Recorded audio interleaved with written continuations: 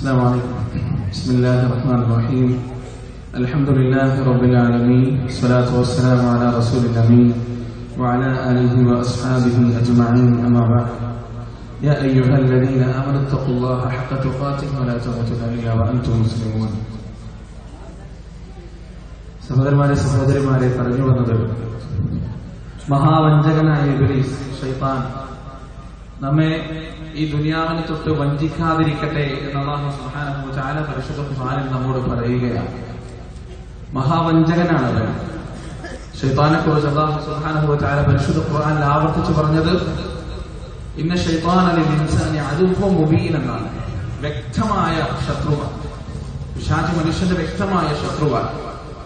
നമ്മെ ഏത് തരത്തിലും നരകത്തിലേക്ക് എത്തിക്കുക, നമ്മുടെ പര്യവസാനം ഏത് തരത്തിലും വളരെ മോശമുള്ളതാക്കുക എന്നൊരൊറ്റ ലക്ഷ്യം മാത്രമാണ് പിശാചിനും അവന്റെ ഖബീലത്തും ഉള്ളത് എന്ന് അല്ലാഹു സുബ്ഹാനഹു വ തആല പരിശുദ്ധ ഖുർആനിൽ വളരെ വ്യക്തമായി അല്ലാഹു പറയുന്നുണ്ട്. അല്ലാഹു പറയാണ്, യാ ബനീ ആദമ ലാ യഫ്തിനന്നകും ശൈത്താൻ കമാ അഖ്റജ അബവൈകും മിനൽ ജന്നah ينزع عنهما لباسهما ليريهما سوآتهما إنه يراكم هو وقبيله من حيث لا ترونهم إنا جعلنا الشياطين أولياء للذين لا يؤمنون يا بني آدم ആദമിന്റെ സന്തതികളെ, ആദമിന്റെ മക്കളെ, മനുഷ്യരെ, لا يفتننكم الشيطان ശൈത്താൻ നിങ്ങളെ വഞ്ചിക്കാതിരിക്കട്ടെ, ചതിക്കാതിരിക്കട്ടെ.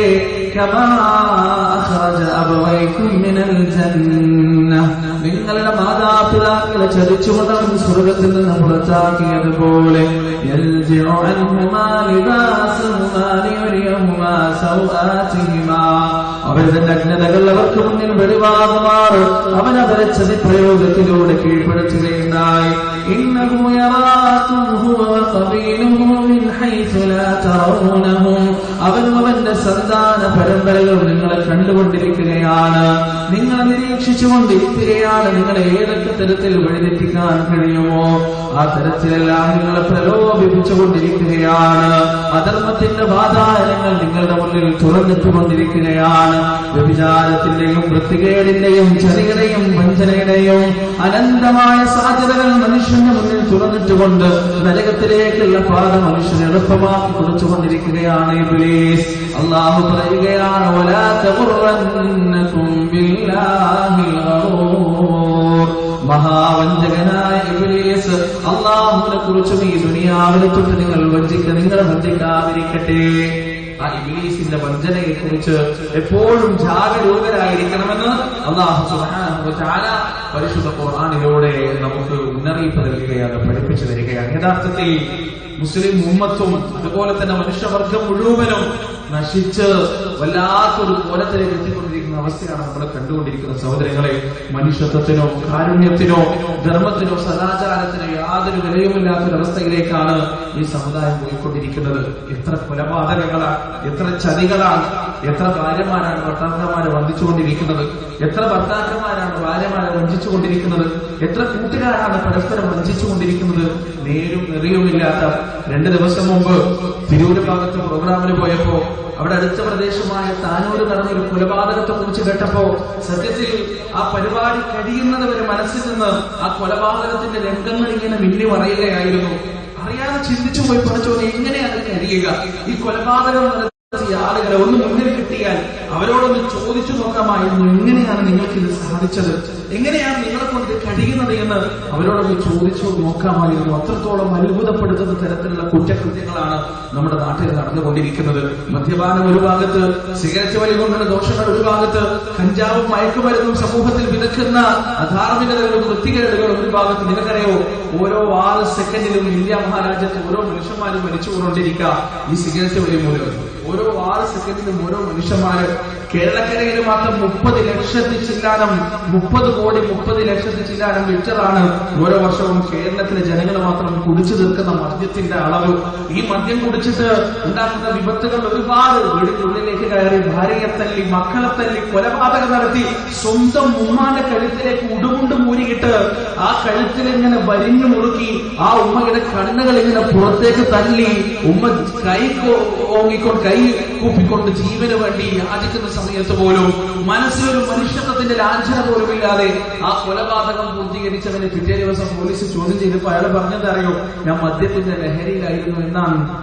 5 വയസ്സും 7 വയസ്സുമുള്ള പിഞ്ചു പൈതങ്ങളെ കുറ്റിക്കാട്ടിലിട്ട് ക്രൂരമായ പീഡനത്തിന് ഇരയാക്കുമ്പോ പിറ്റേ ദിവസം ബോധം വരുമ്പോഴാണ് ചെയ്തു പോയ കൃത്യത്തിന്റെ ഭയാനകതയെ കുറിച്ച് അവരറിയുന്നത്. ഇത്ര സംഭവങ്ങൾ ഇതാനൂര് നടന്ന കൊലപാതകങ്ങളൊക്കെ പത്രത്തിൽ വായിച്ചിട്ടുണ്ടാവും.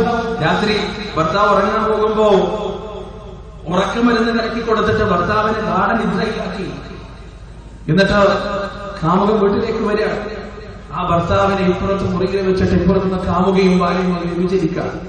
അതിനുശേഷം ഈ കാമുകൻ ഭർത്താവിനെ വടിയെടുത്തിട്ട് തലക്ക് ശക്തമായി അടിക്കുകയാണ്. അടിയുടെ ആഘാതത്തിൽ അയാൾ ഉറക്കമുണർന്ന് മരണവേദന കൊണ്ട് ഇങ്ങനെ നെരിവിരി കൊള്ളുമ്പോ വർഷങ്ങളോളം അയാളുടെ കൂടെ കിടപ്പുറം കിട്ട അയാളുടെ പ്രിയപ്പെട്ട ഭാര്യ ഉള്ളി മുറിക്കാൻ ഉപയോഗിക്കുന്ന കത്തിയെടുത്ത ഭർത്താവിന്റെ കഴുത്തിലേക്ക് കുത്തിയിറക്കുകയാണ്. അയാളുടെ കണ്ണുനാടി മുറിച്ചു കളയുകയാണ്. ഇത്രയും ക്രൂരമായ കൊലപാതകം എങ്ങനെ ഒരു ഭാര്യയ്ക്ക് ചെയ്യാൻ സാധിക്കുന്നു? 2 മക്കളുണ്ട്. 8, 6, 5 വയസ്സുള്ള 2 മക്കൾ. ഈ മക്കളെയൊക്കെ വെച്ചിട്ട് എങ്ങനെയാണ് ഇത്തരത്തിലുള്ള ക്രൂരകൃത്യങ്ങൾ ചെയ്യാൻ മനുഷ്യന്മാർക്ക് സാധിക്കുന്നത്? റിയാദിൽ ഒരു സംഭവം നടന്നതായിട്ട് ഓർക്കുന്നു. വർഷങ്ങൾക്ക് മുമ്പാണ്. റിയാദിലെ നദീം സനയിലെ പള്ളിയിൽ, ഓൾഡ് സനയിലെ പള്ളിയിൽ, അവിടെ ഒരു പാകിസ്ഥാനി സുബഹ് നമസ്കരിച്ചിട്ട് പുറത്തേക്ക് ഇറങ്ങാൻ സമയത്ത് ഏതാനും കള്ളന്മാര് വന്നിട്ട് അയാളുടെ പോക്കറ്റിലുള്ള പൈസയും ഇഖാമയും തട്ടിപ്പറിച്ചു. അയാൾ അവരുടെ കൈപിടിച്ചു. അവരെ മൽപ്പെടുത്തായി, അടിയായി. പള്ളിയുടെ പുറത്ത് വെച്ച് ശക്തമായ ഫൈറ്റിംഗ് നടക്കണം. അവർ ഒരുപാട് ആളുകളുണ്ട്. കൂട്ടത്തിലുള്ള ഒരുത്തൻ കയ്യിലുണ്ടായിരുന്ന കത്തി എടുത്തിട്ട് ഈ പാകിസ്ഥാനിയുടെ വയറ്റിലേക്ക് കുത്തി. അയാളുടെ കയ്യിൽ നിന്ന് മറ്റേയാളെ കത്തി വാങ്ങിയിട്ട് ഇപ്പുറത്ത് ഭാഗത്ത് കുത്തി, നെഞ്ചത്ത് കുത്തി, കഴുത്തിന് കുത്തി. അയാൾ താഴേക്ക് വീണു. രക്തം ഇങ്ങനെ വാർന്നുകൊണ്ടിരിക്കാൻ അതിങ്ങനെ പിടയ. ആ സമയത്ത് അയാളെ കൈകൊണ്ട് അയാളുടെ ഇക്കാമ ഇങ്ങനെ മുറുകപ്പെടും. അത് വിട്ടിട്ടില്ല അയാൾ. കാരണം എന്താണെന്നറിയോ? ആ ഇക്കാമയാണ് ഇവിടെ ജീവിക്കാൻ അയാളുടെ പെർമിറ്റ്. ആ ഇക്കാമ ഉള്ളത് കൊണ്ടാണ് മാസാമാസം നാട്ടിലേക്ക് മക്കൾക്ക് ഭക്ഷണത്തിന് വേണ്ടിയുള്ള വകയെത്തിച്ചു കൊടുക്കാൻ കഴിയുന്നത്. ആ ഇക്കാമ അയാളെ കൈവിട്ടിട്ടില്ല. ആ സമയത്ത് അയാളുടെ പോക്കറ്റ് മുഴുവനും തപ്പിക്കിട്ട് കിട്ടിയ 20 റിയാൽ, 200 റുപ്യ വരും, 250, 300 റുപ്യ. ആ സമയത്ത് ആ 20 റിയാലോ എടുത്തിട്ട് ചോര പുരണ്ട ആ റിയാല് പോക്കറ്റിലിട്ടിട്ട് നിർവൃതിയോടെ നടന്നുപോയി. ഈ കള്ളന്മാർ എങ്ങനെ സാധിക്കുന്നു? മനുഷ്യന് എങ്ങനെ കഴിയും? സഹോദരങ്ങൾ, കൂടപ്പിറപ്പിന്റെ തലക്കടിച്ചു കൊലപ്പെടുത്തിയവർ, സ്വന്തം പിതാവിന്റെ കഴുത്തിലേക്ക് കത്തിയാഴ്ച ഇറക്കിയവർ, എത്ര മനുഷ്യന്മാർ, എന്തെല്ലാം അധാർമികതകളാണ് ലോകത്തിൽ നടന്നുകൊണ്ടിരിക്കുന്നത്. പത്രം വായിക്കാൻ കഴിയാത്ത അവസ്ഥ, പത്രത്താളുകൾ മറിച്ചു നോക്കാൻ കഴിയാത്ത അവസ്ഥ, ഉമ്മാനെയും പെങ്ങളെയും കണ്ടാൽ തിരിച്ചറിയാത്തവർ, 70 വയസ്സുള്ള ഉമ്മുമ്മയെയും 6 വയസ്സുള്ള പിഞ്ചു ബാലികയെയും ഒരുപോലെ പഠിപ്പിക്കാൻ കഴിയില്ലാത്തവർ, ബലാത്സംഗവീരന്മാർ, അവർക്കെല്ലാം എഴുതിയിൽ എണ്ണ ഒഴിക്കുന്നത് പോലെ അവരുടെ വികാരങ്ങൾ ഇങ്ങനെ തൊട്ട് താലൊളിച്ച് വളർത്താൻ ഒരുപാട് മാഗസിനുകൾ, സൈറ്റുകൾ, വീഡിയോ ചാനലുകൾ എല്ലാം ഇങ്ങനെ തഴച്ചു ഉണർന്നുകൊണ്ടിരിക്കാൻ. എന്തും വിരലിന്റെ തുമ്പത്താണെന്ന്. പണ്ടത്തെ പോലെ ഒരുപാട് അന്വേഷിക്കേണ്ടതൊന്നുമില്ല. എന്തും വിരലിന്റെ തുമ്പത്താണ്. എന്തും കാണാം, എന്തും കേൾക്കാം, എന്തും ചെയ്യാം, എവിടെയും എത്തിപ്പെടാം എന്നൊരവസ്ഥ മനുഷ്യൻ വന്നിരിക്കുന്നു. ഖിയാമത്ത് നാളിലേക്കുള്ള അന്യോജ്യമായ പോക്കാണ് സഹോദരങ്ങളെ ഇത്. എന്തുകൊണ്ടാണ് മനുഷ്യൻ ഇങ്ങനെയൊക്കെ ചെയ്യുന്നതറിയോ? അള്ളാഹുവിനെ കുറിച്ചുള്ള ഓർമ്മ നഷ്ടപ്പെടുന്നത് കൊണ്ടാണ്. റബ്ബ് നൽകിയ അനുഗ്രഹത്തെ കുറിച്ചുള്ള ഓർമ്മ നഷ്ടപ്പെടുന്നത് കൊണ്ടാണ്. മനുഷ്യൻ നന്ദി കെട്ടവനാണ്. അല്ലാഹു പറയാം, വൽആദിയാതി ദബഹാ ഫൽമൂരിയാതി ഖദഹാ ഫൽമുഗീറാതി സുബ്ഹാ ഫഅദർന ബിഹി നഖആ فبسطن به جمعا إن الإنسان لربه لكنود. കുതിരയെ തന്നെയാണ് സത്യം. തന്റെ യജമാനനെ പുറത്തിരുത്തിക്കൊണ്ട് കിഴക്കൻ ചക്രവാളത്തിൽ നിന്ന് സൂര്യന്റെ കിരണങ്ങൾ പൊട്ടിപ്പുറപ്പെടുന്നതിന് മുന്നേ തന്റെ കുളമ്പുകൾ പാറക്കല്ലിൽ ഉരസിക്കൊണ്ട് തീപ്പൊരി മാറ്റി രണാങ്കണത്തിന്റെ നടുവിലേക്ക് തന്റെ യജമാനനുമായി കുളിക്കുന്ന കുതിരയെ തന്നെയാണ് സത്യം. ആ യജമാനന്റെ നേർക്കേക്ക് കൂർത്ത ശരങ്ങൾ പാഞ്ഞു വരുമ്പോ എഴുന്നേറ്റിരുന്നുകൊണ്ട് പെരുമാറ് കാണിച്ച ആ യജമാനനെ ആ ശരത്തിൽ നിന്ന് കാത്തു രക്ഷിക്കുന്ന കുതിരയെ തന്നെയാണ് സത്യം. പകരമായി ആ യജമാനൻ കൊടുത്തതെന്താണ്? തന്റെ വീട്ടിൽ നിന്ന് അല്പം മാറിക്കൊണ്ടൊരാലയാണ്. കഴിക്കാൻ അല്പം പുല്ലാണ്, വെള്ളമാണ്. അതിന് പകരമായിക്കൊണ്ട് താപനില കുറഞ്ഞ മലനിരകളിലേക്കും ചുട്ടുകൊള്ളുന്ന മരുഭൂമിയിലേക്കും പാറമടകളിലേക്കുമെല്ലാം യുദ്ധത്തിന് വേണ്ടിയും യജമാനൻ തെളിക്കുന്നിടത്തേക്കും മടിയില്ലാതെ ആ കുതിര യാത്ര ചെയ്യുകയാണെന്നാൽ മനുഷ്യനെന്നത് അല്ലാഹു നൽകിയ അനുഗ്രഹങ്ങൾ എന്തൊക്കെയാണ്? മനുഷ്യന് പടച്ചവൻ നൽകിയ അനുഗ്രഹങ്ങൾ എന്തൊക്കെയാണ്? എന്റെ പ്രിയപ്പെട്ട സഹോദരങ്ങളെ, നമുക്ക് മാംസം കഴിക്കണമെങ്കിൽ വേട്ടയാടി പിടിക്കേണ്ടതില്ല. നമുക്ക് വെള്ളം കുടിക്കണമെങ്കിൽ കിലോമീറ്ററുകൾ മൃഗങ്ങൾ സഞ്ചരിക്കുന്നത് പോലെ സഞ്ചരിക്കേണ്ടതില്ല. ഓരോരുത്തരെയും വീടിന്റെ മുറ്റത്ത് അല്ലാഹു വെള്ളമുണ്ടാക്കി കൊടുത്തു. വീടിന്റെ മുറ്റത്ത് തന്നെ മാംസത്തിനുള്ള വക ഒരുക്കി കൊടുത്തു. വീടിന്റെ മുറ്റത്ത് തന്നെ ലോകത്തുള്ള എല്ലാ പച്ചക്കറികളും എല്ലാ പഴവർഗ്ഗങ്ങളും വാങ്ങുവാനുള്ള സംവിധാനം അല്ലാഹു ഉണ്ടാക്കി കൊടുത്തു. എല്ലാ കഴിവുകളും അവന് നൽകി. ചിന്തിക്കാനുള്ള ബുദ്ധി അവന് നൽകി. ഇന്ന് ഭൂമിയിൽ നിന്നുകൊണ്ട് ആയിരക്കണക്കിന് കിലോമീറ്ററുകളൊക്കെ പുറത്ത് ഏതെങ്കിലും ഒരു നക്ഷത്രത്തിന്റെയോ ഗ്രഹത്തിന്റെയോ ചുറ്റിലും പറന്നുകൊണ്ടിരിക്കുന്ന ഉപഗ്രഹത്തെ തന്റെ കുഞ്ഞു വിരലുകൾ ഉപയോഗിച്ച് 4 മതിൽക്കെട്ടുകൾക്കുള്ളിൽ നിന്നുകൊണ്ട് നിയന്ത്രിക്കാനുള്ള ശേഷി മനുഷ്യൻ അല്ലാഹു നൽകി.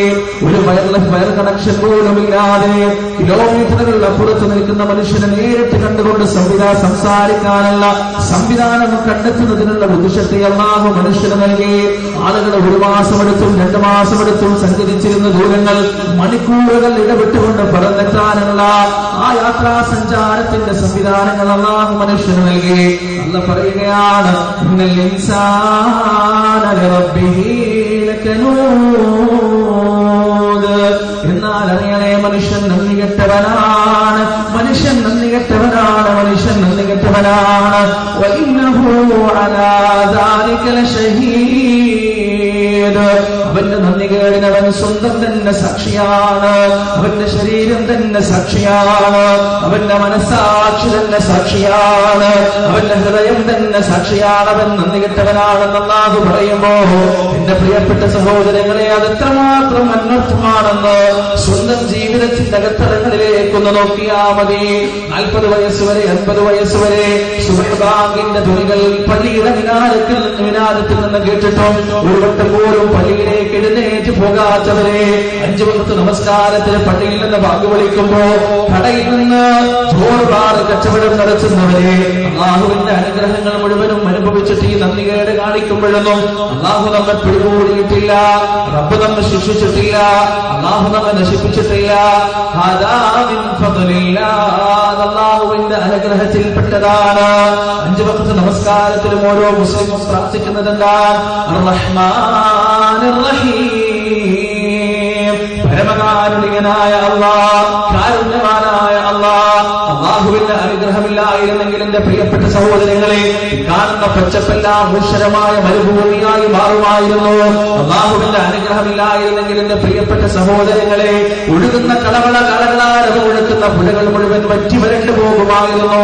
അല്ലാഹുവിന്റെ അനുഗ്രഹമില്ലായിരുന്നെങ്കിൽ എന്റെ പ്രിയപ്പെട്ട സഹോദരങ്ങളെ, 1970കളിൽ ബംഗാളിൽ അനുഭവിച്ച ക്ഷാമത്തേക്കാൾ ഭയാനകമായ ക്ഷാമങ്ങൾ നമ്മെ പിടികൂടുമായിരുന്നു.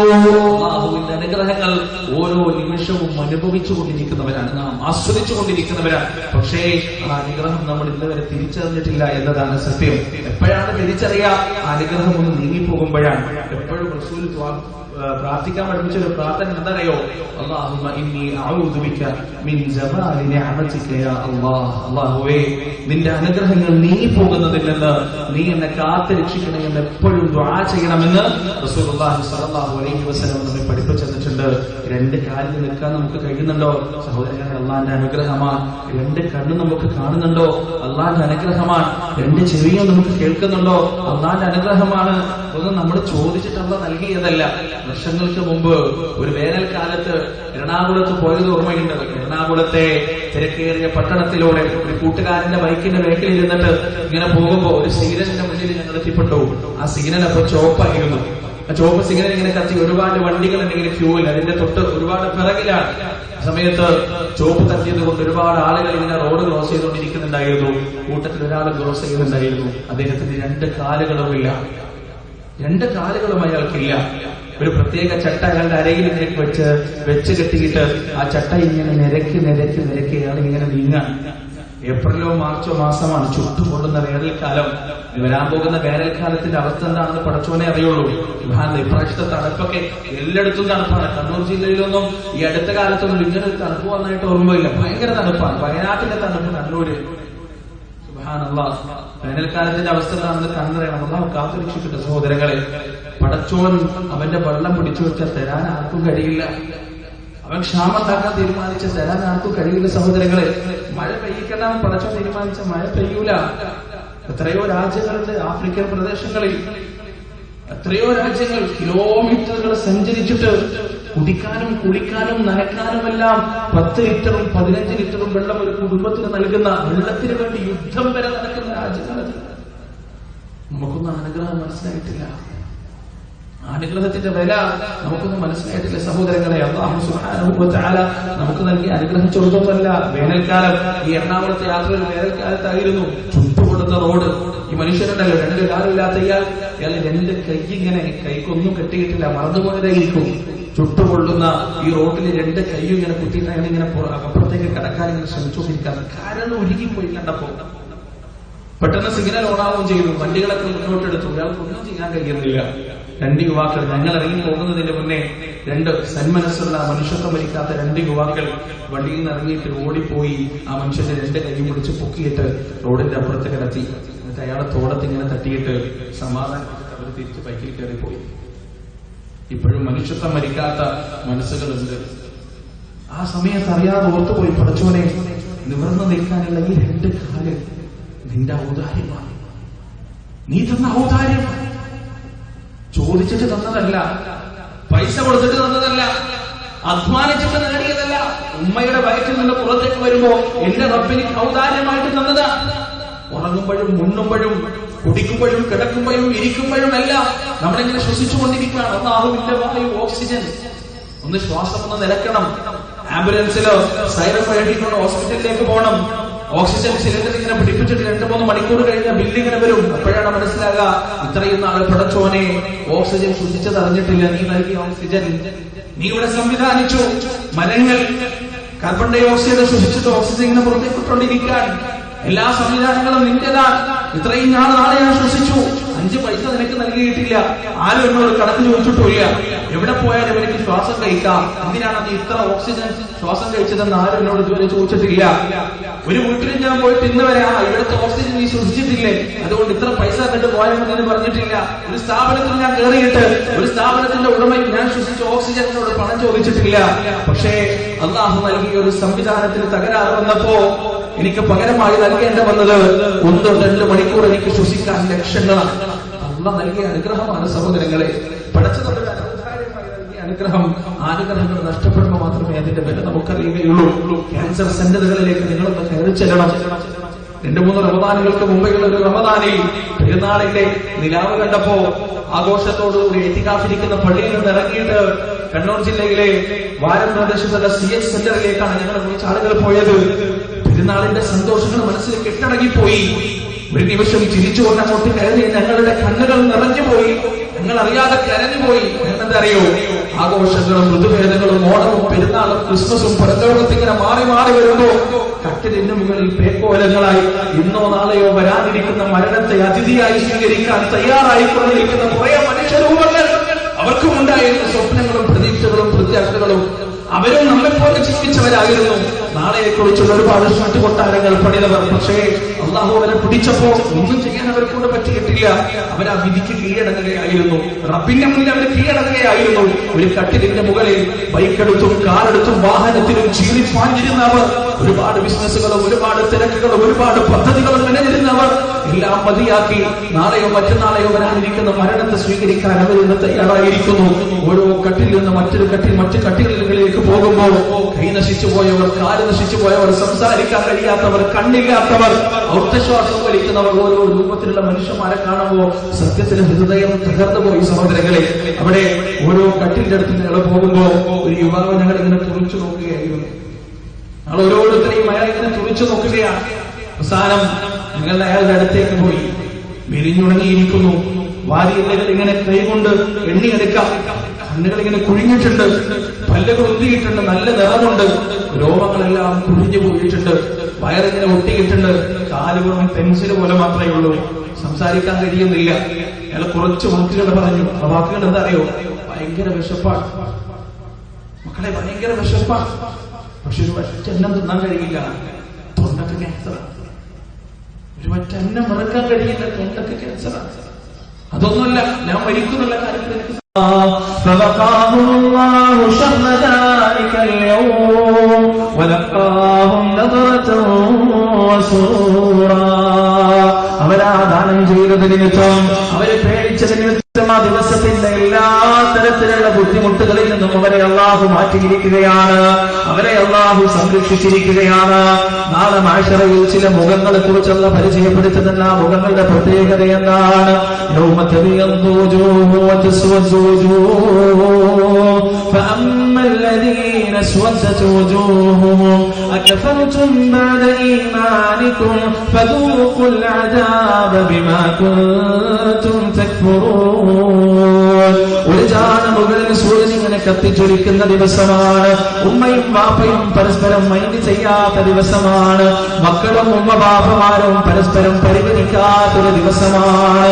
യൗമ യഫിറുൽ മർഉ മിൻ അഖീഹി വഉമ്മിഹി വഅബീഹി വസാഹിബതിഹി വബനീഹി. എന്റെ ഉമ്മാന്റെ അടുത്തേക്ക് ഞാനൊന്ന് പോകുമ്പോ എന്നെ കണ്ട ഭാവം പോലും നടിക്കാതെ നഫ്സ് നഫ്സി എന്ന് പറഞ്ഞ് എന്റെ ഉമ്മ ഓടി ഒളിക്കുന്ന ദിവസമാണ്. എന്റെ വാപ്പയിൽ നിന്ന് ഓടി ഒളിക്കുന്ന ദിവസമാണ്. ആ ദിവസം ചില മുഖങ്ങളുണ്ട്. എല്ലാ മുഖങ്ങളും മ്ലാനമായിരിക്കുമ്പോ, എല്ലാ മുഖങ്ങളും പേടിച്ചു വിറച്ചുകൊണ്ടിരിക്കുമ്പോ, എല്ലാ മുഖങ്ങളും ഭയവിഫലമായിട്ടിരിക്കുമ്പോ ഈ മുഖങ്ങളിതാ പ്രകാശിക്കുകയാണ്, ഈ മുഖങ്ങളിതാ വടവടച്ചിരിക്കുകയാണ്. ആ മുഖങ്ങളുടെ പ്രത്യേകത എന്താണെന്നറിയുമോ? വഅമ്മല്ലദീന ബിയദ്ദത് വജൂഹുഹും ഫഫീ റഹ്മത്തില്ലാഹ് ഹും ഫീഹാ ഖാലിദൂൻ. ആ വെളുത്ത മുഖങ്ങൾ, ആ പ്രകാശിക്കുന്ന മുഖങ്ങൾ, ആ പ്രസന്നമായ സന്തോഷിക്കുന്ന മുഖങ്ങൾ ഫഫീ റഹ്മത്തില്ലാഹ് ഹും ഫീഹാ ഖാലിദൂൻ. അവരല്ലാഹുവിന്റെ അനുഗ്രഹത്തിലാണ്, അല്ലാഹുവിന്റെ കാരുണ്യത്തിലാണ്. ഹും ഫീഹാ ഖാലിദൂൻ. അവരതിൽ നിത്യവാസികളായിരിക്കുമെന്ന് അല്ലാഹു പറയുകയാണ്. ആ ദിവസത്തെ സൂക്ഷിക്കാൻ ആരും നമുക്ക് പറഞ്ഞു തന്നിട്ടുണ്ട്. تجزي نفس عن نفس شيئا ولا يقبل منها شفاعة ولا يؤخذ منها عدل ولا هم ينصرون. നിങ്ങൾ സൂക്ഷിക്കണേ, ഒരു ദിവസത്തെ നിങ്ങൾ സൂക്ഷിക്കണേ. ഒരാൾക്കും മറ്റൊരാൾക്കും ഉപകാരം ചെയ്തു കൊടുക്കാൻ കഴിയാത്ത ദിവസമാണ്. ഒരു ശുപാർശകനെയും ശുപാർശ സ്വീകരിക്കാത്ത ദിവസമാണ്. ഒരു ഒഴുകഴിവും സ്വീകരിക്കാത്ത ദിവസമാണ്. ഒരാളും സഹായിക്കപ്പെടാത്ത ഒരു ദിവസമാണ്. ആ ദിവസത്തെ നിങ്ങൾ സൂക്ഷിച്ചുകൊള്ളണേ. അല്ലാഹുവിന്റെ കാരുണ്യമെന്ന സിഫത്ത് മാറ്റിക്കൊടുക്കുന്ന, മാറ്റിയെടുക്കുന്ന ദിവസമാണ്. ആ കാരുണ്യമെന്ന സിഫത്ത് അല്ലാഹുവിനുണ്ടായിരിക്കുന്നതല്ല. അന്നുള്ള കോപിക്കുന്നത് പോലെ പിന്നീട് ഒരിക്കലും കോപിക്കുകയില്ല, ഒരിക്കലും തന്നെ കോപിച്ചിട്ടുമില്ല. അന്നുള്ള പിടിക്കുന്നത് പോലെ, അന്നല്ലാഹു ശിക്ഷിക്കുന്നത് പോലെ ഒരിക്കലും തന്നെ ശിക്ഷിക്കുന്നതുമല്ല, ഒരിക്കലും ശിക്ഷിച്ചിട്ടുമില്ല. ഭയാനകമാണ് ആ ദിവസം സഹോദരങ്ങളെ. ആദം അലൈഹിസ്സലാത്തു വസ്സലാം തൊട്ട് അവസാനത്തെ മനുഷ്യർ വരെയുള്ള മനുഷ്യ മഹാസഞ്ചയങ്ങൾ മുഴുവൻ മാശറാവൻ സഭയിൽ ഇങ്ങനെ നിൽക്കുകയാണ്. ആ സമയത്ത് അവരുടെ മുന്നിലേക്ക് നരകം ഇങ്ങനെ കൊണ്ടുവരും. يبدل المجرم لو يفتدي من عذاب يومئذ ببنيه وصاحبته وأخيه وفصيلته التي تؤويه ومن في الأرض جميعا ثم ينجيه. നരകമങ്ങനെ കൊണ്ടുവരുമ്പോ കുറ്റവാളികളായ മനുഷ്യരാ നരകത്തെ കാണുകയാണ്. എന്നിട്ട് അവര് പറയുകയാണ്, അല്ലാഹുവേ, എന്റെ ഉമ്മാനെ പകരം തരാം, എന്റെ വാപ്പാനെ പകരം തരാം, എന്റെ ഭാര്യ പകരം തരാം, എന്റെ മക്കളെ പകരം തരാം, ഈ ഭൂമിയിൽ നിന്ന് മനുഷ്യന്മാർ മുഴുവനും നീ പകരമായി ചോളൂ. എന്നെ കാത്തു രക്ഷിക്കണേ അല്ലാഹ്, എന്നെ ആ നരകത്തിൽ നിന്ന് കാത്തു രക്ഷിക്കണേ അല്ലാഹ്. കല്ലാ ഇന്നഹാ ലദാ നസ്സാഅതൽ ലിശ്ശവാ തദ്ഉ മൻ അദ്ബറ വതവല്ലാ. ആ നരകം നാളിലെത്തുന്നതാണ്, തലയോട്ടിയിലേക്ക് പടർന്നു പിടിക്കുന്നതാണ്, എല്ലാ പിന്തിരിഞ്ഞ മൂഹന്മാരെയും അത് മാടി വിളിക്കുന്നതാണ്. അന്നേ ദിവസം ആ നരകം ഭയാനകമാണ് എന്റെ സഹോദരങ്ങളെ. ആ ദിവസത്തിലെ നൃത്തം ഭയാനകമാണ്. അല്ലാഹുവിന്റെ അനുമതി പ്രകാരം ഇസ്രാഫീൽ അലൈഹിസ്സലാത്തു വസ്സലാം രണ്ടാമത്തെ തവണ കാഹളത്തിലോടുമ്പോ മരിച്ചു മൺനിറഞ്ഞു പോയ മണ്ണിനോട് ദുരിപ്പിച്ചു പോയ മണ്ണിനോട് ചേർന്ന സകല മനുഷ്യരും എഴുന്നേറ്റ് നിൽക്കുകയാണ്. എന്നിട്ട് അല്ലാഹു വിളിച്ച ഹശ്റിന്റെ മൈതാനിയിലേക്ക് അങ്ങനെ നടന്നു നീങ്ങുകയാണ്. ആ ദിവസത്തിൽ ചില ആളുകൾ ചോദിക്കുന്ന ചില ചോദ്യമുണ്ട്. ഖാലൂ യാ വൈലനാ മൻ ബഅസനാ മിൻ മർഖദിനാ ഹാദാ മാ ബഅദ റഹ്മാൻ വസദഖൽ മുർസലൂൻ. ഞങ്ങളുടെ നാശമേ, മൻ ബഅസനാ, ആരാണ് ഞങ്ങളെ എഴുന്നേൽപ്പിച്ചത്, മിൻ മർഖദിനാ, ഞങ്ങളുടെ കുടിമാടങ്ങളിൽ നിന്ന്, ഹാദാ മാ ബഅദ റഹ്മാൻ, ഇത് പരമകാരുണികനായ അല്ലാഹുവിന്റെ വാഗ്ദാനമാണല്ലോ. വസദഖൽ മുർസലൂൻ, അല്ലാഹുവിന്റെ റസൂലുകൾ പറഞ്ഞതിതാ സത്യമായി ഭവിച്ചിരിക്കുകയാണ്. ആ ഹശ്റിന്റെ മൈതാനി അവർ കണ്ടുകൊണ്ട് കാണുകയാണ്. ജീവിക്കുമ്പോൾ വിശ്വസിച്ചിട്ടില്ല, പരിഹസിക്കുകയായിരുന്നു, കളിയാക്കുകയായിരുന്നു, വ്യഭിചരിക്കുമ്പോൾ ഓർമ്മിച്ചിട്ടില്ല ഈ ദിവസത്തെ കുറിച്ച്, കളവ് നടത്തുമ്പോൾ ഓർമ്മിച്ചിട്ടില്ല, നിസ്കാരം ഒഴിവാക്കുമ്പോൾ ഓർമ്മിച്ചിട്ടില്ല, സകാത്ത് കൊടുക്കാതിരിക്കുമ്പോൾ ഓർമ്മിച്ചിട്ടില്ല, അന്യനെ വേദനിപ്പിക്കുമ്പോൾ ഓർമ്മിച്ചിട്ടില്ല, കളിയാക്കുമ്പോൾ ഓർമ്മിച്ചിട്ടില്ല. എല്ലാവരുടെയും മുന്നിൽ വിശ്വാസിയായിരുന്നു, പക്ഷേ ഹൃദയത്തിന്റെ അന്തരാളങ്ങളിൽ അവൻ യഥാർത്ഥമായ വിശ്വാസിയായിരുന്നു. അവനൊരു വിശ്വാസിയായിരുന്നില്ല. നാളെ ഇതാ പരലോകത്ത് വെച്ചവനാ മാഷറ സ്വന്തം കണ്ടുകൊണ്ട് ഇങ്ങനെ കാണുകയാണ്. അല്ലാഹു മനുഷ്യന്മാരെ മുഴുവനും ഒരുമിച്ച് കൂട്ടിയിരിക്കുകയാണ്. അവിടെ വെച്ചവൻ തിരിച്ചറിയുകയാണ്, ഇതാണ് ഹശ്റിന്റെ മൈതാനി, ഇതാണ് മാഷറ മൈതാനി, ഇവിടെയാണ് എന്റെ ശിക്ഷയുടെ തുടക്കം കുറിക്കുന്നത്, ഇവിടെ നിന്നാണ് എന്റെ നരകത്തിലേക്ക് വലിച്ചു കൊണ്ടുപോകുന്നത്, ഇവിടെ നിന്നാണ് ചില ആളുകൾ ഭാഗ്യവാന്മാരായ മനുഷ്യർ സ്വർഗത്തിലേക്ക് യാത്രയാകുന്നത്. അവിടെ വെച്ചവർ പറയുകയാണ്, യാ വൈലതാ, യാ വൈലതാ, യാ വൈലതാ, ഞങ്ങളുടെ നാശമേ, ഞങ്ങളുടെ നാശമേ, ഞങ്ങളുടെ നാശമേ. അങ്ങനെ അവരിങ്ങനെ നിൽക്കുന്ന സമയം മറ്റൊരു അത്ഭുതം നടക്കുകയാണ്. ആ അത്ഭുതം എന്താണെന്നറിയുമോ? ആ ഹശ്റിന്റെ മൈതാനിയിൽ നിരന്നു നിൽക്കുന്ന ആദം അലൈഹിസ്സലാത്തു വസ്സലാമിന്റെ അവസാനത്തെ മനുഷ്യരിലുള്ള പരകോടി ശതകോടിക്കണക്കിന് മനുഷ്യരുടെ കൈകളിലെല്ലാം അല്ലാഹു ഗ്രന്ഥം നൽകുന്നതാണ്. അല്ലാഹുവിന്റെ മലക്കുകൾ അവരുടെ ഗ്രന്ഥങ്ങൾ അവരുടെ കൈകളിലേക്ക് നൽകുകയാണ്. രണ്ട് രീതിയിലാണ് അത് നൽകപ്പെടുക. ഒന്നാമത്തെ രീതി മുന്നിൽ നിന്നും വലത് കൈയിലേക്ക് ആ ഗ്രന്ഥം നൽകപ്പെടുന്നതാണ്. രണ്ടാമത്തെ രീതി എന്താണെന്നറിയുമോ? പേടിച്ച് ബേജാറായി നിൽക്കുന്ന സമയം പിറകിൽ നിന്ന് ഇടത് കൈയിലേക്ക് ആ ഗ്രന്ഥം നൽകപ്പെടുകയാണ്. പിറകിൽ നിന്ന് ഇടത് കൈയിലേക്ക് ഗ്രന്ഥം നൽകപ്പെട്ടവർ ആ ഗ്രന്ഥത്തിന്റെ താളുകൾ ഇങ്ങനെ മറിച്ചു നോക്കിയിട്ട് പറയുകയാണ്, ബുദിയൽ കിതാബ് ഫതറൽ മുജ്രിമീന മുശ്ഫിഖീന മിമ്മാ ഫീഹി വയഖൂലൂന യാ വൈലതനാ മാ ലിഹാദൽ കിതാബ് ലാ യുഗാദിറു സഗീറതൻ വലാ കബീറതൻ ഇല്ലാ അഹ്സാഹാ വവജദൂ മാ അമിലൂ ഹാദിറാ വലാ യദ്ലിമു റബ്ബുക അഹദാ. അവരുടെ കൈകളിലേക്ക് അവന്റെ ഗ്രന്ഥം ഇങ്ങനെ വെച്ചു നോക്കുമ്പോ ആ ഗ്രന്ഥമതാ ബേജാറോട് കൂടി അവര് മറിച്ചു നോക്കുകയാണ്. എന്നിട്ട് പറയുകയാണ്, യാ വൈലതാ, യാ വൈലതനാ മാ ലിഹാദൽ കിതാബ്, ഞങ്ങളുടെ നാശമേ, എന്തൊരു അത്ഭുതത്തിന്റെ ഗ്രന്ഥമാണിത്, എന്തൊരു അതിശയത്തിന്റെ ഗ്രന്ഥമാണിത്. ലാ യുഗാദിറു സഗീറതൻ വലാ കബീറതൻ ഇല്ലാ അഹ്സാഹാ. ചെറുതും വലുതുമായ രഹസ്യവും പരസ്യവുമായ ഒരു കർമ്മം പോലും ഇത് വിട്ടുകളഞ്ഞിട്ടില്ലയോ. ഞാൻ എന്റെ ജീവിതത്തിൽ ആരും കാണാതെ ലഹരി ഉപയോഗിച്ചിരുന്നു. സംഘടനയുടെ തലപ്പത്ത് ഞാനിരുന്നപ്പോ, വലിയ സാമൂഹ്യ പ്രവർത്തകനായപ്പോ, വലിയ ധാർമ്മിക പ്രാസംഗികനായപ്പോ, വലിയ മാന്യനായപ്പോ, രാത്രിയുടെ ഇരുളിന്റെ മറവിൽ എന്റെ ഭാര്യയറിയാതെ, മക്കളറിയാതെ, കുടുംബക്കാരറിയാതെ, നാട്ടുകാരറിയാതെ, ആരും അറിയാതെ ഞാൻ ലഹരി നുണഞ്ഞിരുന്നു. ആരും ആരും അത് കണ്ടിട്ടില്ല. എന്റെ മരണം വരെ ആരും അത് അറിഞ്ഞിട്ടുമില്ല. പക്ഷേ ഏതൊക്കെ തവണ ഞാൻ അത് ഉപയോഗിച്ചിട്ടുണ്ട്, ഏതൊക്കെ തവണ ഞാൻ അത് അനുഭവിച്ചിട്ടുണ്ട്, എന്തൊക്കെ രീതിയിൽ ഞാൻ അത് അനുഭവിച്ചിട്ടുണ്ടെന്ന് ഈ കിതാബ് ഇതാ വ്യക്തമായി രേഖപ്പെടുത്തി വെച്ചിരിക്കുകയാണ്. എന്റെ മരണം വരെ എനിക്കൊരു സ്ത്രീയുമായി ബന്ധമുണ്ടായിരുന്നു. എന്റെ പ്രിയപ്പെട്ടവൾ ആ ബന്ധത്തെ കുറിച്ച് അറിഞ്ഞിട്ടില്ല. എന്റെ ഉമ്മയും ബാപ്പയും ആ ബന്ധത്തെ കുറിച്ച് അറിഞ്ഞിട്ടില്ല. എന്റെ സംഘടന ബന്ധുക്കൾ ആ ബന്ധത്തെ കുറിച്ച് അറിഞ്ഞിട്ടില്ല. എന്നാൽ ഏതൊക്കെ സമയത്ത് ഞാൻ അവളുമായി ചാറ്റ് ചെയ്തിട്ടുണ്ട്, എപ്പോഴൊക്കെ ഞാൻ അവളെ വിളിച്ചിട്ടുണ്ടോ, എത്ര നേരം വിളിച്ചിട്ടുണ്ട്, പറഞ്ഞ വാക്കുകൾ എന്താണ്, ചാറ്റ് ചെയ്ത വാക്കുകൾ എന്താണെന്ന് വ്യക്തമായി ഞാൻ ആദായി ഗ്രന്ഥത്തിൽ ഞാൻ കാണുകയാണ്.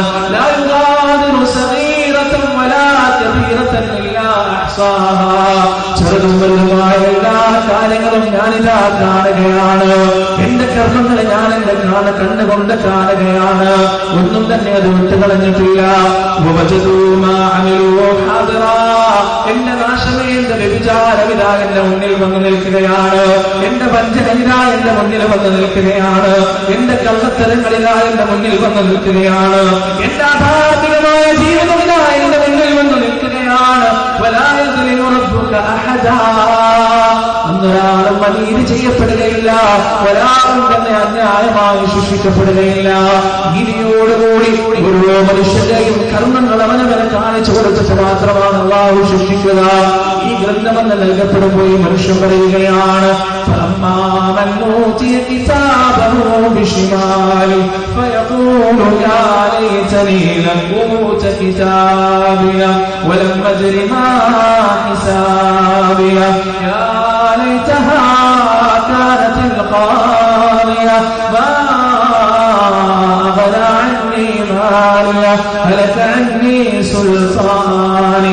ഈ ഗ്രന്ഥം എനിക്ക് നൽകപ്പെട്ടിട്ടില്ലായിരുന്നെങ്കിൽ എത്ര നന്നായിരുന്നു. ഈ ദിവസത്തെ കുറിച്ച് ഞാൻ അറിഞ്ഞിട്ടില്ല, ഞാൻ വിശ്വസിച്ചിട്ടില്ല. എവിടെയാണ് എന്റെ ധനം, എന്റെ ബാങ്ക് ബാലൻസ് എവിടെയാണ്, എന്റെ എസ്റ്റേറ്റുകൾ എവിടെയാണ്, എന്റെ പരിപാലനങ്ങൾ എവിടെയാണ്,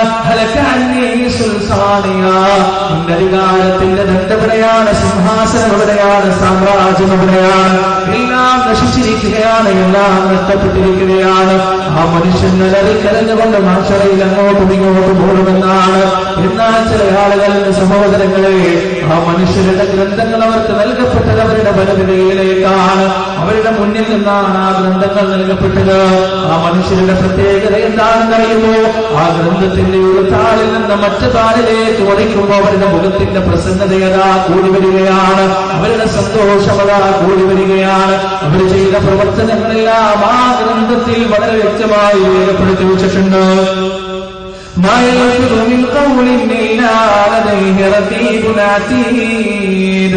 എന്റെ പ്രിയപ്പെട്ട സഹോദരങ്ങളെ, നാം പറയുന്ന ഓരോ വാക്കുകളും ഓരോ കർമ്മങ്ങളും ഓരോ ചുവടുകളും ഓരോ പ്രവർത്തനങ്ങളും വ്യക്തമായി രേഖപ്പെടുത്തി വെക്കാതെ റഖീബിന്റെയും അതീദിന്റെയും ജോലികളിൽ ചലിക്കാതെ നമ്മളൊന്നും പറയുന്നില്ല, നമ്മളൊന്നും ചെയ്യുന്നില്ല. ഈ ഖുർആനിന്റെ വചനങ്ങൾ റസൂലുള്ള സഹാബത്തിന് ഓതിക്കൊടുക്കുമ്പോ ആ സഹാബത്തിന് മൈക്രോ ചിപ്പുകളെ കുറിച്ചറിയില്ല, CCTV ക്യാമറയെ കുറിച്ചറിയില്ല, എല്ലാം ഒപ്പിയെടുക്കുന്ന ഒളിക്കണ്ണുകളെ കുറിച്ചറിയില്ല, ബട്ടണിൽ പിടിപ്പിക്കുന്ന സ്പൈ ക്യാമറകളെ കുറിച്ചറിയില്ല, പേനയുടെ തുമ്പത്ത് പിടിപ്പിക്കുന്ന സ്പൈ ക്യാമറകളെ കുറിച്ചറിയില്ല.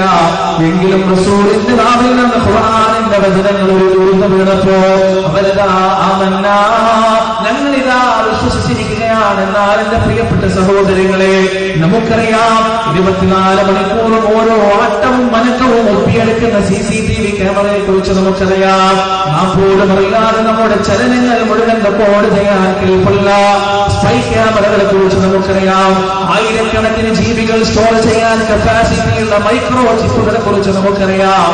അതുകൊണ്ട് നാളെ പരലോകത്ത് ചെയ്തു പോയ കർമ്മങ്ങളാണ് ആരൻ ഹാജരാക്കുമെന്ന് പറയുമ്പോ അവിശ്വസിക്കാൻ നമുക്ക് പെടുന്നില്ല സഹോദരങ്ങളെ, തള്ളിക്കളയാൻ നമുക്ക് പെടുന്നില്ല.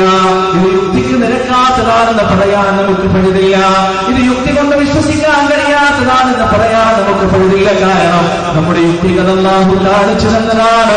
ഈ നല്ല മനുഷ്യന്മാരുടെ കയ്യിലേക്ക്, വലത് കയ്യിലേക്ക് ഗ്രന്ഥം നൽകപ്പെട്ടവർ ആ ഗ്രന്ഥം ഇങ്ങനെ തുറന്നു നോക്കുകയാണ്. അവര് കൊടുത്ത ദാനധർമ്മങ്ങൾ, അവർ സഹിച്ച ത്യാഗങ്ങൾ, അവർ നടത്തിയ വിട്ടുവീഴ്ചകൾ, അവർ കൊടുത്ത സ്നേഹ സ്നേഹോപദേശങ്ങൾ ദഅവത്തിന്റെ മാർഗത്തിൽ അവരുടെ നെറ്റിന്റെ തരത്തിൽ നിന്ന് ഉറ്റിയുടെ ഓരോ വിയർപ്പിന്റെ തുള്ളികളും ആ ഗ്രന്ഥത്തിൽ അവരിങ്ങനെ കാണുകയാണ്. എന്നിട്ട് അവർ പറയുകയാണ്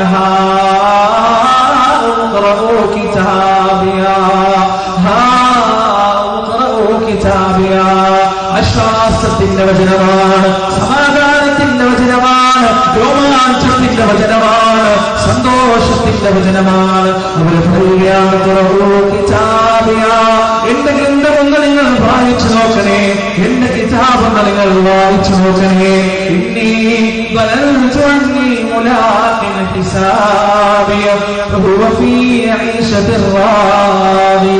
ഈ ദിവസത്തെ ഞാൻ പ്രതീക്ഷിച്ചതാണ്, ഈ ദിനത്തെ ഞാൻ പ്രതീക്ഷിച്ചതാണ്. ഞാൻ അറിഞ്ഞിരുന്നു എന്റെ ഞാൻ എന്റെ മുന്നിൽ ഇതുപോലെ നീക്കേണ്ടി വരുമെന്ന് ഞാൻ അറിഞ്ഞിരുന്നു. ഇന്നീ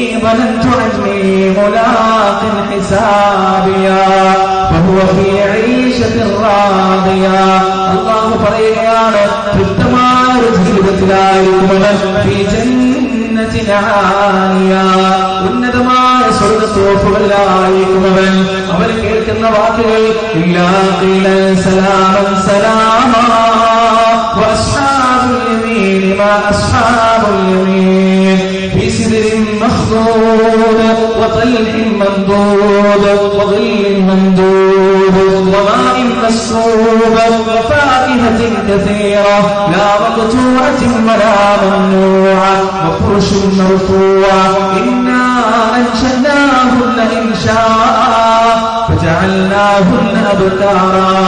ഉള്ളില്ലാത്ത ഇളந்த മരങ്ങളിൽ, പിന്നു നിറഞ്ഞ വാഴത്തോപ്പുകളിൽ, ഒഴുകിക്കൊണ്ടിരിക്കുന്ന ജലാശയങ്ങളിൽ, ഉയർത്തിയിരിക്കപ്പെട്ട പർവ്വതാനികളിൽ സുന്ദരന്മാരായ ഇണകൾക്കൊപ്പം അവരാ സ്വർഗത്തിൽ എങ്ങനെ ജീവിക്കുന്നതാണ്. എന്നാൽ ചില ആളുകളെ കുറിച്ച് പറഞ്ഞിട്ടില്ലേ, ആളുകൾ ഇങ്ങനെ ഗ്രന്ഥം നോക്കിക്കൊണ്ട് വിലപിച്ചു നിൽക്കുകയാണ്.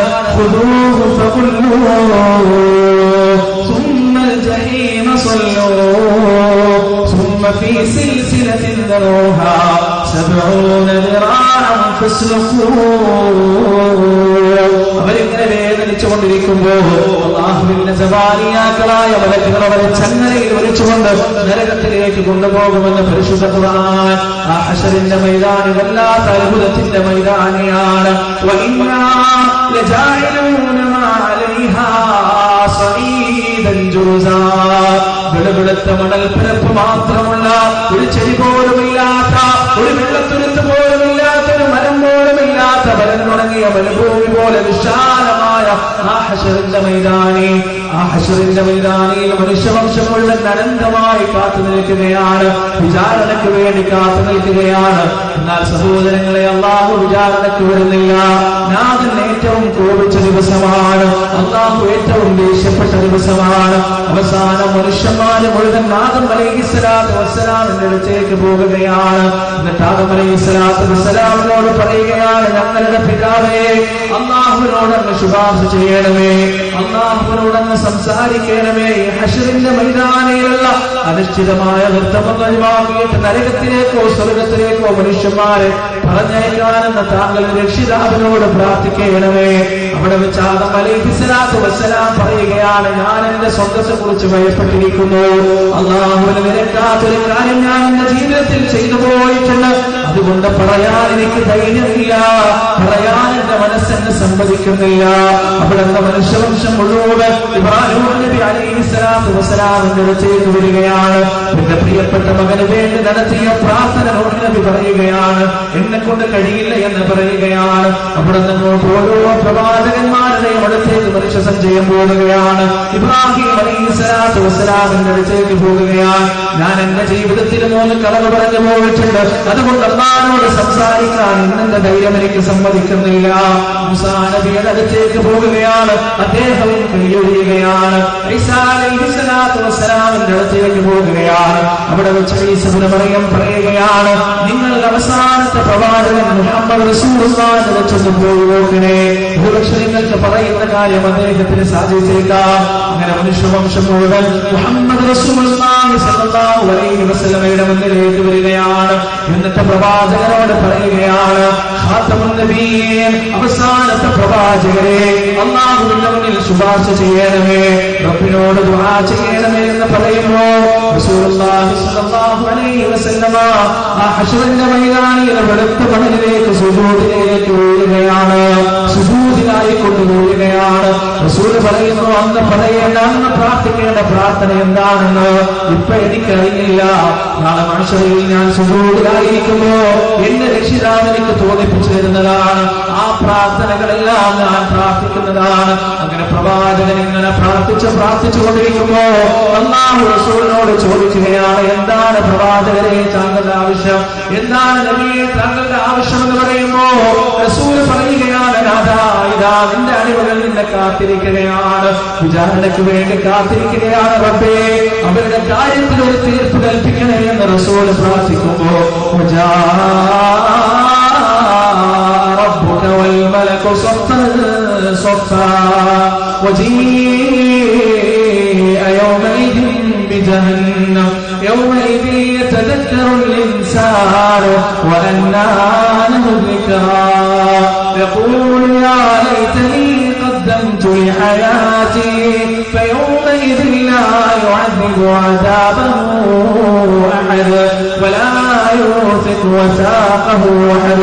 അല്ലാഹുവിന്റെ റസൂലിന്റെ പ്രാർത്ഥനയ്ക്ക് ഉത്തരം നൽകിക്കൊണ്ട് നാഥനതാ പുറപ്പെടുകയാണ്, ലോകത്തിന്റെ രക്ഷിതാവ് പുറപ്പെടുകയാണ്, അല്ലാഹു പുറപ്പെടുകയാണ് ഹശ്റിന്റെ മൈതാനിയിലേക്ക് അടിമകളെ വിചാരണ ചെയ്യാൻ.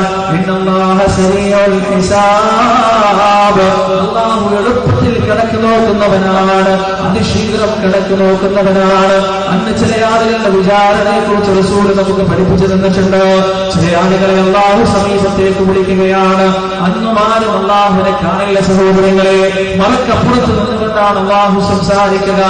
റബ്ബിന്റെ അടുത്തേക്ക് ചില ആളുകളെ അല്ലാഹു വിളിക്കുകയാണ്. എന്നിട്ട് അവർ ചെയ്ത പാപകർമ്മങ്ങൾ മുഴുവൻ അല്ലാഹു കാണിച്ചു കൊടുക്കുകയാണ്, അവരുടെ വൃത്തികേടുകൾ മുഴുവൻ അല്ലാഹു കാണിച്ചു കൊടുക്കുകയാണ്.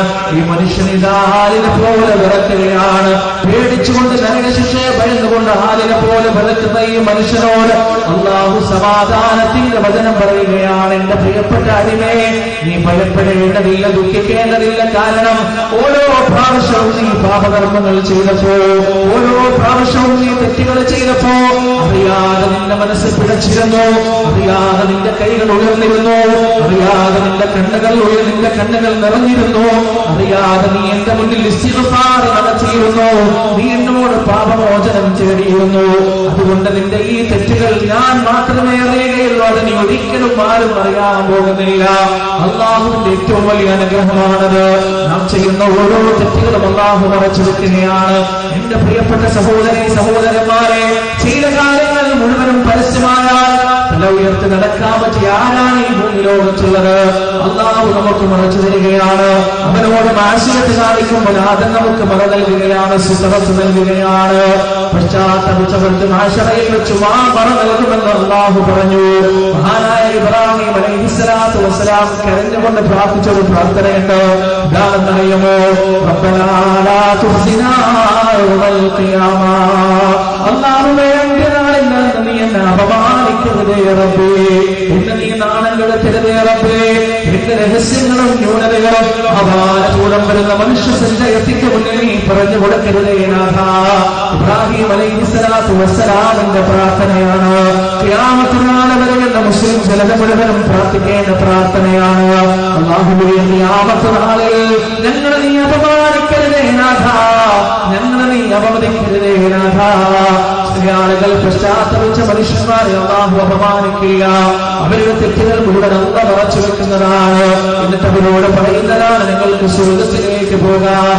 ആ ഹശ്റിന്റെ മൈതാനിയിൽ ചില വിഐപികളുടെ സഹോദരങ്ങളെ, ആ വിഐപികളെ കുറിച്ച് നാഥൻ റസൂൽ പറഞ്ഞിരുന്നതാണെന്നറിയുമോ?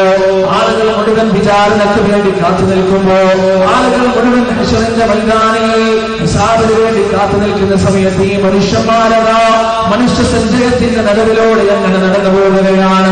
അവർക്ക് ചോദ്യമില്ല, അവർക്ക് വിചാരണയില്ല, അവർക്ക് ചോദ്യോത്തരമില്ല, ഹിസാബില്ലാതെ സ്വർഗ്ഗത്തിലേക്ക് കിടക്കുന്ന ഭാഗ്യവാന്മാരായ മനുഷ്യന്മാരാണവർ. അന്ന് ചില ആളുകൾക്ക് ഹശ്റിന്റെ തറ നൽകപ്പെടുമെന്ന് റസൂലുള്ളാഹി സ്വല്ലല്ലാഹു അലൈഹി വസല്ലം അനന്തമായ ദിവസമാണ്. ചെറിയ കുട്ടി പോലും വയസ്സനായി പോകുന്ന അനന്തമായി നീളുന്ന ദിവസമാണത്. റസൂലുള്ളാഹി സ്വല്ലല്ലാഹു അലൈഹി വസല്ലം പറയുന്നു, എന്നാൽ മുഅ്മിനുകളായ ആളുകൾ ഒരു നമസ്കാരത്തിൽ നിന്ന് മറ്റൊരു നമസ്കാരത്തിലേക്കുള്ള വഖത്തിന്റെ ദൈർഘ്യം മാത്രമേ അനുഭവപ്പെടുകയുള്ളൂ. സുബ്ഹാനല്ലാഹ്. ഹശ്റിന്റെ മൈതാനിലെ ദിവസത്തിന്റെ ദൈർഘ്യം എത്രയാണെന്ന് നമുക്കറിയില്ല. എത്രയോ ദൈർഘ്യമുണ്ട്, വലിയ ദൈർഘ്യമുണ്ട്. പക്ഷേ അല്ലാഹുവിനെ സൂക്ഷിച്ച് ജീവിച്ച മുഅ്മിനുകളും മുഅ്മിനാത്തുകളുമായ ആളുകൾക്ക് ളുഹർ മുതൽ അസർ വരെ, അല്ലെങ്കിൽ അസർ മുതൽ മഗ്രിബ് വരെ, അല്ലെങ്കിൽ മഗ്രിബ് മുതൽ ഇശാ വരെ, അല്ലെങ്കിൽ ഇശാ മുതൽ സുബ്ഹ് വരെയുള്ള ഒരു വഖത്തിന്റെ ഇടയിലുള്ള സമയം മാത്രമായിട്ടേ ആ ഹശ്റിന്റെ മൈതാനിലുള്ള ജീവിതം തോന്നുകയുള്ളൂ എന്ന് റസൂലുള്ളാഹി സ്വല്ലല്ലാഹു അലൈഹി വസല്ലം ആ ജീവിതത്തിന് വേണ്ടിയാണ് നമ്മൾ പണിയെടുക്കേണ്ടത്. അവിടെ രക്ഷപ്പെടാൻ വേണ്ടിയാണ് സഹോദരങ്ങൾ നമ്മൾ പണിയെടുക്കേണ്ടത്. അല്ലാഹു സുബ്ഹാനഹു വ തആല ആ ഭയാനകമായ ദിവസത്തിന്റെ ഭയാനകതയിൽ നിന്ന് നമ്മൾ കാത്തുരക്ഷിക്കുമാറാകട്ടെ. അതിന്റെ തുടക്കമാണ് ഇവിടത്തെ മരണം. ഈ ദുനിയാവ് നമ്മുടെ ജീവിതത്തിന്റെ 4ാമത്തെ ഘട്ടമാണ്. 4ാമത്തെ അറുവാഹ് കഴിഞ്ഞ്, അനന്തമായ അജ്ഞാതമായ ജീവിതം കഴിഞ്ഞ്, ഉമ്മയുടെ ഗർഭപാത്രത്തിലെ കാലഘട്ടം കഴിഞ്ഞ് ജീവിതത്തിന്റെ 4ാമത്തെ ഘട്ടത്തിലേക്ക് നമ്മൾ പ്രവേശിച്ചിരിക്കുകയാണ്. ഈ 4ാമത്തെ ഘട്ടത്തിലാണ് നമുക്കുള്ള പരിശീലന കളരി. ഇവിടുന്നാണ് നമുക്ക് വേണ്ടതൊക്കെ നാം നേടിയെടുക്കേണ്ടത്. പക്ഷേ ജീവിതത്തിനൊരു പ്രത്യേകതയുണ്ട്. ആ പ്രത്യേകത എന്താണ്?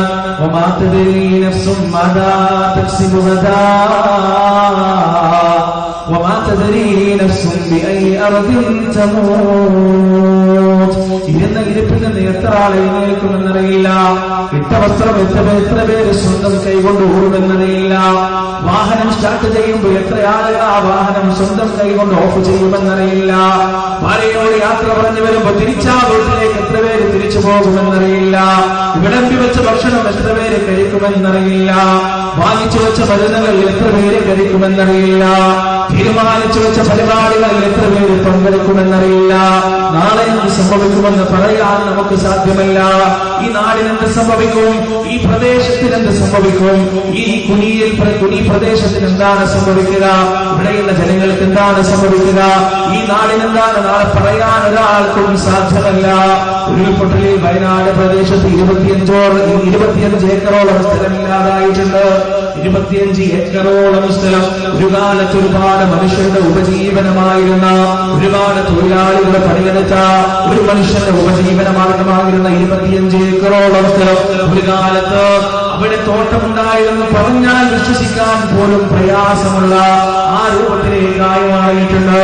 എന്റെ സഹോദരങ്ങൾ, നിങ്ങൾ വയനാട്ടിലേക്ക് വരികയാണെങ്കിൽ ആ വയനാട്ടിന്റെ താമരശ്ശേരി ചുരം നിങ്ങൾ കയറി കഴിഞ്ഞാൽ നിങ്ങൾ എങ്ങനെ കൽപ്പറ്റ ഭാഗത്തേക്ക് പോകുമ്പോ വൈദ്യുതി എത്തുമ്പോൾ നിങ്ങൾ നിങ്ങളുടെ വാഹനം ഒന്ന് നിർത്തണം. എന്നിട്ട് നിങ്ങൾ നിങ്ങളുടെ ഇടത് ഭാഗത്തേക്ക് ഒന്ന് നോക്കണം. അവിടെ നിലംപരിച്ചിരിക്കുന്ന ഒരു വലിയ കെട്ടിടം നിങ്ങൾക്ക് കാണാം. ഒരു കാലത്ത് പ്രൗഢിയോടുകൂടി നിന്നിരുന്ന, ഒരുപാട് സ്ഥാപനങ്ങൾ ഉണ്ടായിരുന്ന, ഒരുപാട് മനുഷ്യരുടെ ഉപജീവനമായിരുന്ന ആ കെട്ടിടമുണ്ടല്ലോ, ആ കെട്ടിടത്തിന്റെ മുകൾ ഭാഗം നിലത്തിനോട് ചേർന്നിരിക്കുകയാണ്, റോഡിനോട് ചേർന്നിരിക്കുകയാണ്. അതിന്റെ തിറസ് നിന്നുകൊണ്ട് താഴേക്ക് നോക്കേണ്ട അവസ്ഥയാണ്. കാരണം എന്താണെന്നറിയുമോ? ഒരിക്കലും പ്രതീക്ഷിക്കാത്ത രീതിയിൽ ആ കെട്ടിടം അങ്ങനെ തന്നെ താഴ്ന്നു പോയിരിക്കുകയാണ് ഭൂമിക്കടിയിലേക്ക്. ഈ കെട്ടിടത്തിന്റെ കാഴ്ച കണ്ടപ്പോ അറിയാതെ മനസ്സിൽ വന്നൊരു ഖുർആനിന്റെ വചനമുണ്ട്. ആ വചനമെന്താണ്? അഅമിൻതും മൻ ഫിസ്സമാഇ അൻ യഖ്സിഫ ബികുമുൽ അർദ ഫഇദാ ഹിയ തമൂർ. മനുഷ്യരെ, നിങ്ങൾ നിർഭയരാണോ? ഇരുന്ന ഇരിപ്പിൽ ഈ ഭൂമി നിങ്ങളെ വിഴുങ്ങിക്കളയുകയില്ല എന്ന് എന്തുറപ്പാണ് നിങ്ങൾക്കുള്ളത്? എന്ത് നിർഭയത്വമാണ് മനുഷ്യരെ നിങ്ങൾക്കുള്ളതെന്ന് അല്ല ചോദിക്കുന്നുണ്ട്. അഫാമിനാഹുൽ ഖുർആൻ അയ്യതിയഹും ബഅസുനാ ബയാതൻ വഹും നായിമൂൻ. വീട്ടിലിങ്ങനെ കിടന്നുറങ്ങുകയാണ്. വീട്ടിലെ ഏറ്റവും ഇഷ്ടപ്പെട്ട മുറിക്കുള്ളിൽ മാർദ്ദവമേറിയ 10 മെത്തയ്ക്ക് മുകളിൽ പുതപ്പ് കുടിച്ചുകൊണ്ട് AC ഇട്ട് തണുപ്പിച്ച് 17 ഡിഗ്രിയിൽ തണുപ്പിച്ചിട്ട് ഇങ്ങനെ കിടന്നുറങ്ങുകയാണ്. ആ ഉറങ്ങുന്ന അവസരത്തിൽ സുനാമി വരുന്നതെന്ന് ആര് കണ്ടു? ഭൂമിക്കുള്ളുകയില്ലെന്ന് ആര് കണ്ടു? ഉടുകാറ്റുണ്ടാവുകയില്ലെന്ന് ആര് കണ്ടു? ചുഴലിക്കാറ്റുണ്ടാവുകയില്ലെന്ന് ആര് കണ്ടു? നീ കിടക്കുന്ന ആ കെട്ടിടം മുഴുവൻ ഭൂമിക്കടിയിലേക്ക് കണ്ടുപോകുകയില്ല എന്ന് ആരാണ് നിനക്ക് ഉറപ്പ് നൽകിയത്? അഫാമിനാഹുൽ ഖുർആൻ അയ്യതിയഹും ബഅസുനാ ബയാതൻ വഹും ബഅസുനാ ദുഹം വഹും യലഅബൂൻ. ഉല്ലസിച്ച് ആഹ്ലാദിക്കുകയാണ്. പാർട്ടിയിലാണ്, ക്ലബുകളിലാണ്, ബീച്ചിലാണ്, ഗ്രൗണ്ടിലാണ്, ആഘോഷത്തിലാണ്, ആഘോഷത്തിമർപ്പിലാണ്. ആണും പെണ്ണും വ്യത്യാസമില്ലാതെ തിമിർത്താടുകയാണ്, അടിഞ്ഞാടുകയാണ്. ആ സമയത്ത് സുനാമി വരില്ലെന്നും ഉറപ്പാണ് നിങ്ങൾക്കുള്ളത്, ഭൂകമ്പം വരില്ലെന്നും ഉറപ്പാണ് നിങ്ങൾക്കുള്ളത്, ചുഴലിക്കാറ്റ് വരില്ലെന്നും ഉറപ്പാണ് നിങ്ങൾക്കുള്ളത്, കൊടുങ്കാറ്റ് വരില്ലെന്നും ഉറപ്പാണ് നിങ്ങൾക്കുള്ളത്. അല്ലാഹുവിന്റെ ശിക്ഷയെക്കുറിച്ച് മുൻകൂട്ടി പ്രവചിക്കാൻ ആർക്കാണ് കഴിയുക? ലോകം എത്ര വലിയ സാങ്കേതിക വിദ്യകൾ നേടിയിട്ടും, എത്ര വലിയ ശാസ്ത്രജ്ഞന്മാരുണ്ടായിട്ടും, എത്ര വലിയ സംവിധാനങ്ങൾ ഉണ്ടായിട്ടും 2004 ഡിസംബറിൽ സുനാമി വന്നപ്പോൾ ലക്ഷക്കണക്കിന് മനുഷ്യരാണ് കടലിന്റെ ആഴങ്ങളിലേക്ക് അപ്രത്യക്ഷമായത്. അതിൽ പിഞ്ചു പൈതങ്ങളുണ്ട്, സ്ത്രീകളുണ്ട്, പുരുഷന്മാരുണ്ട്. ആ പിഞ്ചു പൈതങ്ങളുടെ ഇളം പേടികൾ കൊണ്ട് കടലിന്റെ ആഴങ്ങളിലെ ഭീമാകാരങ്ങളായ മത്സ്യങ്ങൾക്ക് അത്താഴമൂട്ടിയിട്ടുണ്ട്. വരാൻ പോകുന്ന സുനാമിയെ കുറിച്ച് പ്രവചിക്കാൻ ഒരു സംവിധാനങ്ങൾക്കും കഴിഞ്ഞിട്ടില്ല, ഒരു സാങ്കേതിക വിദ്യകൾക്കും കഴിഞ്ഞിട്ടില്ല. കഴിഞ്ഞ കേരളത്തിലെ ഭയാനകമായ വെള്ളപ്പൊക്കത്തിൽ കേരളക്കര മുഴുവൻ ഞെട്ടിപ്പൊളിച്ചപ്പോ ഈ കേരളക്കരയിൽ നിപ്പാ വൈറസ് വന്നിട്ട് മരണത്തിന്റെ വിശദീകരണം തന്നെ മാറ്റിമറിച്ചപ്പോ ആളുകൾ മുഴുവൻ മഴത്തിന്റെ മുനമുൾമുനയിലായപ്പോ വരാൻ പോകുന്ന രോഗത്തെക്കുറിച്ചോ മഹാമാരിയെ കുറിച്ചോ വെള്ളപ്പൊക്കത്തെ കുറിച്ചോ ആ ഭീമാരിയെ കുറിച്ചോ ഉരുൾപൊട്ടലിനെ കുറിച്ചോ പ്രവചിക്കാൻ ഒരു സംവിധാനത്തിലും കഴിഞ്ഞിട്ടില്ല, ഒരു സാങ്കേതിക വിദ്യക്കും കഴിഞ്ഞിട്ടില്ല. അതാണ് അല്ലാഹുവിന്റെ പിടിച്ചം, അതാണ് അല്ലാഹുവിന്റെ ശിക്ഷ, അതാണ് അല്ലാഹുവിന്റെ അദാബ് എന്ന് അല്ലാഹു പറയുകയാണ്. അഫഅമിനൂ മക്റല്ലാഹ് ഫലാ യഅ്മനു മക്റല്ലാഹി ഇല്ലൽ ഖൗമുൽ ഖാസിറൂൻ. നിങ്ങൾ വലിയ തന്ത്രശാലികളാണ്, നിങ്ങൾ വലിയ കുതന്ത്രക്കാരാണ്, വലിയ ബുദ്ധിമാന്മാരാണ്, വലിയ ബുദ്ധിരാക്ഷസന്മാരാണ്. വരാൻ പോകുന്ന പ്രകൃതി പ്രക്ഷോഭങ്ങളെ കുറിച്ച് ഞങ്ങൾക്ക് പ്രവചിക്കാൻ കഴിയുമെന്ന് ഉച്ചകൊള്ളുന്നവരാണ് എങ്കിൽ നിങ്ങൾ അറിയണോ, ആരല്ലാഹുവിന്റെ തന്ത്രത്തെക്കുറിച്ച് നിർഭയനായോ, ആരല്ലാഹുവിന്റെ ശിക്ഷയെക്കുറിച്ച് നിർഭയനായോ. ഫലാ യഅ്മനു മക്റല്ലാഹി ഇല്ലൽ ഖൗമുൽ ഖാസിറൂൻ. അങ്ങേയറ്റത്തെ ദൗർഭാഗ്യവാന്മാർ തന്നെയാണ്, അങ്ങേയറ്റത്തെ നഷ്ടക്കാരില്ലാതെ അല്ലാഹുവിന്റെ കുതന്ത്രത്തെ കുറിച്ച് നിർഭയരാവുകയില്ല. അതാണ് സഹോദരങ്ങളെ ഈ ദുനിയാവിലെ ജീവിതത്തിന്റെ അവസ്ഥ. നാളെ എന്ത് സംഭവിക്കുമെന്നറിയില്ല, എന്താണ് ഉണ്ടാകാമെന്ന് ആർക്കും അറിയില്ല. ഈ പ്രോഗ്രാമുകളിൽ എന്റെ വീട്ടിലേക്ക് ഞാൻ തിരിച്ചു പോകുമ്പോ എന്റെ ഉമ്മാന്റെ അടുത്ത് ഞാൻ വെച്ചുമോ, അതല്ല വഴിയിൽ വെച്ച് അല്ലാഹു എനിക്ക് നിശ്ചയിച്ച അവധി വെച്ചുമോ അറിയില്ല. ഈ സദസ്സിൽ നിന്ന് നിങ്ങൾ ഓരോരുത്തരായി പിരിഞ്ഞു പോകുമ്പോ നമസ്കാരത്തിന് നിങ്ങളിൽ എത്ര പേരുണ്ടാകുമെന്ന് ഉറപ്പ് പറയാൻ നിങ്ങൾക്ക് ആർക്കും സാധ്യമല്ല. അവരുടെ പ്രത്യേകത കൂടി എന്താണെന്നറിയുമോ,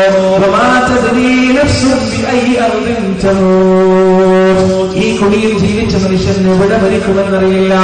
ആകാശ വിമാനത്തിൽ സഞ്ചരിക്കുമോ മരിക്കുമോ, കടലിന്റെ ആഴങ്ങളിൽ മരിക്കുമോ, മരുഭൂമിയുടെ മധ്യത്തിൽ മരിക്കുമോ, എവിടെയാണ് ഈ കുടി പ്രദേശത്തുകാർ മരിച്ചു വീഴുകയെന്നറിയില്ല. അല്ലാഹുവിന്റെ തീരുമാനമാണത്. പടച്ച തമ്പുരാൻ എഴുതി വെച്ചിട്ടുണ്ട്, അവിടെ വെച്ച് മാത്രമേ മരിക്കുകയുള്ളൂ. ഈ ദുനിയാവിന്റെ പ്രത്യേകതയാണത്. ഏത് നിമിഷവും ആ മരണം നമ്മെ ചടിയെത്തിയേക്കാം. ഈ ദുനിയാവ് നമ്മളെ കൽപ്പിച്ചു കൊടുത്തൊരു പ്രത്യേകതയാണ്. ഏത് നിമിഷവും ആ മരണം നമ്മളെ കണ്ടെത്തിയേക്കാം, നമ്മുടെ മുന്നിലേക്ക് വന്നേക്കാം. പക്ഷേ അതെവിടെ വെച്ചായിരിക്കും, ഏത് രൂപത്തിൽ വെച്ചായിരിക്കും എന്ന് പറയാൻ ഒരാൾക്ക് തന്നെ സാധ്യമല്ല. പരിശുദ്ധ ഖുർആൻ വളരെ വ്യക്തമായി നമുക്ക് പഠിപ്പിച്ചു തന്നതാണ്. ആ മരണത്തിനപ്പുറം സഹോദരങ്ങളെ നമുക്ക് ഐഡന്റിറ്റിയില്ല. എല്ലാം നമ്മുടെ അവസ്ഥ ഖുർആനും ഹദീസും മാത്രമല്ല പറഞ്ഞത്, ഖുർആനും ഹദീസും മാത്രമല്ല മരണത്തെ സംസാരിച്ചത്. ഒരുപാട് കവികൾ പറഞ്ഞിട്ടില്ലേ, ആ പുഷ്പമേ അധികത്തിന്റെ പദത്തിലെത്ര ശോഭിച്ചിരുന്നതിൽ അഗ്നികളൊക്കെ ശ്രീഭൂമിരസ്ഥിര സംശയം ആ ഭൂമിയെന്ന് പുനരെങ്ങനെ ഇടയിൽ കിടപ്പി തോർത്താൽ മരണാശാല അദ്ദേഹത്തിന്റെ വീണഭൂമെന്ന കവിതയിൽ പറഞ്ഞതാണ്. ഒരു പൂവിങ്ങനെ വീണിട്ട് അതിന്റെ ഇതളുകൾ ഇങ്ങനെ മണ്ണിനോട് ചേരാൻ തുടങ്ങിയപ്പോ മരണാശാല ഭൂമിനെ നോക്കിയിട്ട് പറഞ്ഞതാണ്, ഒരു കാലത്ത് ഉത്തുംഗ ശ്രീകണിയെ ഇങ്ങനെ പ്രശോഭിച്ചിട്ട് നോക്കുന്ന ആളുകളുടെ കണ്ണിന് സുഗന്ധം നൽകിയിട്ട് നീ ഇങ്ങനെ വലിയ ആളായിട്ട് വരസിയിരുന്നു, ഒരുപാട് ചിത്രശലഭങ്ങൾ നിന്റെ ചുറ്റുണ്ടായിരുന്നു. പക്ഷേ ഇന്ന് ആർക്കും വേണ്ടാത്തതായി നീ ഇത് മണ്ണിലേക്ക് ഇങ്ങനെ ലയിച്ചു ചേരുകയാണ്. ശ്രീ എന്ന് പറഞ്ഞാൽ ഐശ്വര്യമാണ്. ഈ ഭൂമിയിൽ അസ്ഥിരം അസംശയം ആ ഭൂമി അങ്ങ് പുനരംഗം എന്റെ ഈ കിടപ്പി തോർത്താൽ ഈ ഭൂമിയിൽ അതെല്ലാം അസ്ഥിരമാണ്, നശ്വരമാണ് എന്ന് നിന്റെ ഈ കിടപ്പ് മാത്രം കണ്ടാൽ മതി, മനസ്സിലാവുന്ന മാനേഷം പറയാം. അത്ര ശരിയാണ് സഹോദരങ്ങളെ. നിങ്ങൾക്കറിയോ, നമ്മൾ മരിച്ചു കഴിഞ്ഞാൽ നമ്മൾ മരിച്ചു കഴിഞ്ഞാൽ ആദ്യം മണ്ണിനോട് ചേരുന്ന ആദ്യം വീർത്ത് പൊട്ടുന്ന അവയവറിയോ 2-3 ദിവസം കഴിഞ്ഞാൽ ഈ വയറിങ്ങോട്ട് വീർക്കും. വീർത്തിട്ടത് കുട്ടിക്കഴിഞ്ഞാല് ഒരു 10-30 വയസ്സുള്ള ഒരു യുവാവ് മരിച്ചിരിക്കാം. കല്യാണം കഴിഞ്ഞിട്ട് 3-4 കൊല്ലമായിട്ടുള്ളൂ. ഭാര്യക്ക് പ്രേമം തീർന്നിട്ടില്ല. പ്രേമഭാജനയായ ഭാര്യ അയാളിങ്ങനെ സ്നേഹിച്ചുകൊണ്ടിരിക്കാൻ, അയാളുടെ വേർപാട് നിങ്ങളെ ദുഃഖിച്ചുകൊണ്ടിരിക്കാണ്, പ്രയാസപ്പെട്ടുകൊണ്ടിരിക്കാൻ. എന്നാൽ ഈ ഭർത്താവിനെ കബറടക്കിയിട്ട് ഒരു 3 ദിവസം കഴിഞ്ഞ് ആ കബറൊന്ന് തുറന്നു നോക്കി, ഈ സ്നേഹിതയായ പ്രേമാർത്ഥയായ ഭാര്യയും കൂട്ടിയിട്ട് ആ യുവാവിന്റെ കബറിന്റെ അടുത്തേക്ക് വന്നാൽ മൂക്ക് കുത്തി ബോധം കിട്ടു വീണു. ആ ഭാര്യ ഭർത്താവിനെ കാണാൻ കഴിയില്ല, നോക്കാൻ കഴിയില്ല. വയറിങ്ങോട്ട് കുറിച്ചിട്ട് പൊട്ടിയിരിക്കുകയാണ്. ദുർഗന്ധം കൊണ്ട് അടുത്ത് പോകാൻ വയ്യ. അതേസമയം ദ്രവിക്കുന്ന മറ്റൊരു അവയവം കൂടിയുണ്ട് മനുഷ്യ ശരീരത്തിൽ. എന്തറിയോ? ഗുഹ്യസ്ഥാനമാണ്. ഈ 2 അവയവങ്ങളാണ് നമ്മെ മതിമറപ്പിച്ചത്. ദുനിയാവിൽ ഈ 2 അവയവങ്ങൾക്ക് വേണ്ടിയിട്ടാണ് എല്ലാ കലാപങ്ങളും കലഹങ്ങളും നടന്നത്. എന്നാൽ ഖബറിലേക്ക് വെച്ചു കഴിഞ്ഞാൽ ആദ്യമായി നമുക്ക് നഷ്ടപ്പെട്ടു പോകുന്നത് ഈ 2 അവയവമാണെന്നതാണ് വാസ്തവം. അല്ലാഹു സുബ്ഹാനഹു വ തആല നമുക്ക് മനസ്സിലാക്കി തരട്ടെ. ഇവിടെ നമ്മൾ യാത്ര പോകുമ്പോൾ ഒന്നും നമ്മൾ കൊണ്ടുപോകില്ല. പര്യവസാനം നന്നാവണം, മരണം നന്നാവണം, നല്ല മരണം ലഭിക്കണം. മരണത്തിന്റെ സമയത്ത് ഫിത്നയുടെ സഹോദരങ്ങളെ, അതുകൊണ്ടാണ് തശഹുദിന്റെ പ്രാർത്ഥനയിൽ റസൂലുള്ളാഹി സ്വല്ലല്ലാഹു അലൈഹി വസല്ലം പ്രാർത്ഥിക്കാൻ പഠിപ്പിച്ചിരുന്നത്. അല്ലാഹുമ്മ ഇന്നി അഊദു ബിക മിൻ അദാബിൽ ഖബർ വമിൻ അദാബിൻ നാർ വമിൻ ഫിത്നത്തിൽ മഹ്യാ വൽ മമാത്. അല്ലാഹുവേ, നരകത്തിലെ ശിക്ഷയിൽ നിന്ന് തന്നെ കാത്തുരക്ഷിക്കണേ, ഖബറിലെ അദാബിൽ നിന്ന് തന്നെ കാത്തുരക്ഷിക്കണേ, ജീവിതത്തിന്റെ ഫിത്നയിൽ നിന്ന് തന്നെ കാത്തുരക്ഷിക്കണേ, മരണത്തിന്റെ സമയത്തുള്ള ഫിത്നയിൽ നിന്ന് തന്നെ കാത്തുരക്ഷിക്കണേ. എന്താണ് മരണത്തിന്റെ സമയത്തുള്ള ഫിത്ന? സഹോദരങ്ങളെ, പിശാചുക്കൾ മുഴുവൻ ഒന്നായി വരികയാണ്. ഇബ്ലീസിന്റെ കിങ്കരന്മാർ മുഴുവൻ ഒന്നായി വരികയാണ്. എന്തിനു വേണ്ടിയാണെന്നറിയുമോ? കാഫിറായിട്ട് നമ്മെ മരിപ്പിക്കാൻ, അവിശ്വാസിയായിട്ട് നമ്മെ മരിപ്പിക്കാൻ. അതുകൊണ്ടാണല്ലോ പറഞ്ഞത്, വലാ തമൂതുന്ന ഇല്ലാ വഅൻതും മുസ്ലിമൂൻ. മുസ്ലിമല്ലാതെ നിങ്ങൾ മരിച്ചു പോകരുതേ. ലാ ഇലാഹ ഇല്ലല്ലാഹ് വക്താവല്ലാതെ നിങ്ങൾ മരിച്ചു പോകരുതേ. മുവഹ്ഹിദല്ലാതെ നിങ്ങൾ മരിച്ചു പോകരുതേ. മരണശൈലിയിൽ കിടക്കുന്ന ഒരു മനുഷ്യനെ സംബന്ധിച്ചിടത്തോളം 4 ഭാഗത്തു നിന്നും പിശാചുകൾ വന്നിട്ട് അവസാനമായി അവിശ്വാസിയായി മരിക്കാൻ അവനെ പ്രേരിപ്പിച്ചുകൊണ്ടിരിക്കുകയാണ്. അല്ലാഹുവിന്റെ തൗഫീഖ് ഇല്ലാതെ ലാ ഇലാഹ ഇല്ലല്ലാഹ് പറഞ്ഞ് മരിക്കാൻ നമുക്ക് സാധ്യമല്ല. ഒരു തങ്ങൾക്കും നമ്മെ കൊണ്ട് ലാ ഇലാഹ ഇല്ലല്ലാഹ് പറയിക്കാൻ കഴിയില്ല. ഒരു സിദ്ധനും കഴിയില്ല, ഒരു ഔലിയപ്പാപ്പക്കും കഴിയില്ല. അതിന്റെ തെളിവെന്താണ്? മഹാനായ റസൂൽ കരീം സ്വല്ലല്ലാഹു അലൈഹി വസല്ലം ആ പ്രവാചകന്റെ ജീവിതത്തിൽ പ്രവാചകൻ ഏറ്റവും കൂടുതൽ സംരക്ഷണം നൽകിയ ഒരു വ്യക്തിത്വമുണ്ട്. അത് മഹാനായ അബൂ താലിബാണ്. പ്രവാചകന്റെ പ്രബോധനം തുടങ്ങിയ അന്നത് അബൂ താലിബ് പ്രവാചകനെ സംരക്ഷിക്കുന്നുണ്ട്. നിങ്ങൾക്കറിയുമോ, റസൂൽ ജനിക്കുന്നതിന്റെ മുന്നേ റസൂലിന്റെ പിതാവ് മരിച്ചുപോയി. 6ാമത്തെ വയസ്സിൽ മാതാവ് മരിച്ചുപോയി. 8ാമത്തെ വയസ്സിൽ ഉപ്പ മരിച്ചുപോയി. ആ 8ാമത്തെ വയസ്സിൽ പ്രവാചകനെ സംരക്ഷിക്കുന്നത് ഈ അബൂ താലിബാണ്. പ്രവാചകൻ വരാതെ അബൂ താലിബ് ഭക്ഷണം കഴിക്കുമായിരുന്നില്ല. ആ പ്രവാചകന് വേണ്ടിയാണ് 3 വർഷക്കാലം അബൂ താലിബ് ആ ബഹിഷ്കരണം മുഴുവനും ഏറ്റുവാങ്ങിയത്. ആട്ടിൻ തോടുകളും മൃഗങ്ങളുടെ തോലുകളും പച്ചിലകളും പച്ചവെള്ളവും മാത്രം കുടിച്ച് ഹാഷിം ഗോത്രം മുഴുവൻ അബൂ താലിബിന്റെ താഴ്വരയിൽ പട്ടിണി കിടന്നത് ഈ അബൂ താലിബിന്റെ കൽപ്പന പ്രകാരമാണ്. അബൂ താലിബ് മരിക്കുന്നത് നുബുവത്തിന്റെ 10ാമത്തെ വർഷമാണ്. അതേ വർഷം തന്നെയാണ് ഖദീജ റളിയല്ലാഹു അൻഹ മരിക്കുന്നത്. അബൂ താലിബിന്റെ മരണത്തോടുകൂടി റസൂലിനുള്ള സംരക്ഷണം നഷ്ടപ്പെടുകയാണ്, റസൂലിനുള്ള സാന്ത്വനം നഷ്ടപ്പെടുകയാണ്. എന്റെ സഹോദരങ്ങളെ, അറിയുമോ, അബൂ താലിബ് മരിക്കുന്ന സമയം പ്രവാചകൻ അബൂ താലിബിന്റെ മരണശയ്യയിൽ കിടച്ചുണ്ടായിരുന്നു. അവിടെ വെച്ച് റസൂൽ പറയുകയാണ്, എന്റെ പ്രിയപ്പെട്ട ഇളയപ്പാ, എന്റെ പ്രിയപ്പെട്ട ഇളയപ്പാ, താങ്കൾ ഒരു വട്ടമെങ്കിലും ലാ ഇലാഹ ഇല്ലല്ലാഹ് എന്ന് പറയണേ, ഒരു വട്ടമെങ്കിലും ലാ ഇലാഹ ഇല്ലല്ലാഹ് എന്ന് പറയണേ. അത് വെച്ച് ഞാൻ എന്റെ രക്ഷിതാവിന്റെ മുന്നിൽ വാദിക്കാമെന്ന് പറഞ്ഞപ്പോ ഒരു വട്ടം പോലും ലാ ഇലാഹ ഇല്ലല്ലാഹ് പറയാതെ ചുറ്റിലും കൂടി നിൽക്കുന്ന പിശാചുക്കളുടെ പ്രലോഭനത്തിൽ വഴങ്ങിക്കൊണ്ട് അബൂ താലിബ് മരിച്ചു വീഴുകയാണ്. പ്രവാചകന്റെ ഇഷ്ടഭാചനമായ പ്രിയപ്പെട്ട ഇളയപ്പ അവരെ മരിച്ചു വീഴുകയാണ്. തൗഹീദില്ലാതെ മരിച്ചു വീഴുകയാണ്. അവിടെ പ്രവാചകൻ പ്രവാചകനതാ ദുഃഖിതനായിക്കൊണ്ട് സങ്കടപ്പെട്ടുകൊണ്ട് ആ വീട്ടിൽ നിന്ന് പുറത്തേക്ക് ഇറങ്ങുകയാണ്. പ്രവാചകനെ മുഖമുയർത്താൻ കഴിയുന്നില്ല, സങ്കടം സഹിക്കാൻ കഴിയുന്നില്ല. അല്ലാഹുവിന്റെ ആയത്ത് ഇറങ്ങുകയാണ്, ഇന്നക ലാ തഹ്ദീ മൻ അഹ്ബബ്ത വലാകിന്നല്ലാഹു യഹ്ദീ മൻ യശാ. അല്ലാഹുവിന്റെ റസൂലേ, താങ്കൾ ഇഷ്ടപ്പെട്ടവർക്ക് ഹിദായത്ത് നൽകാൻ താങ്കൾക്ക് കഴിയില്ല. വലാകിന്നല്ലാഹു യഹ്ദീ മൻ യശാ.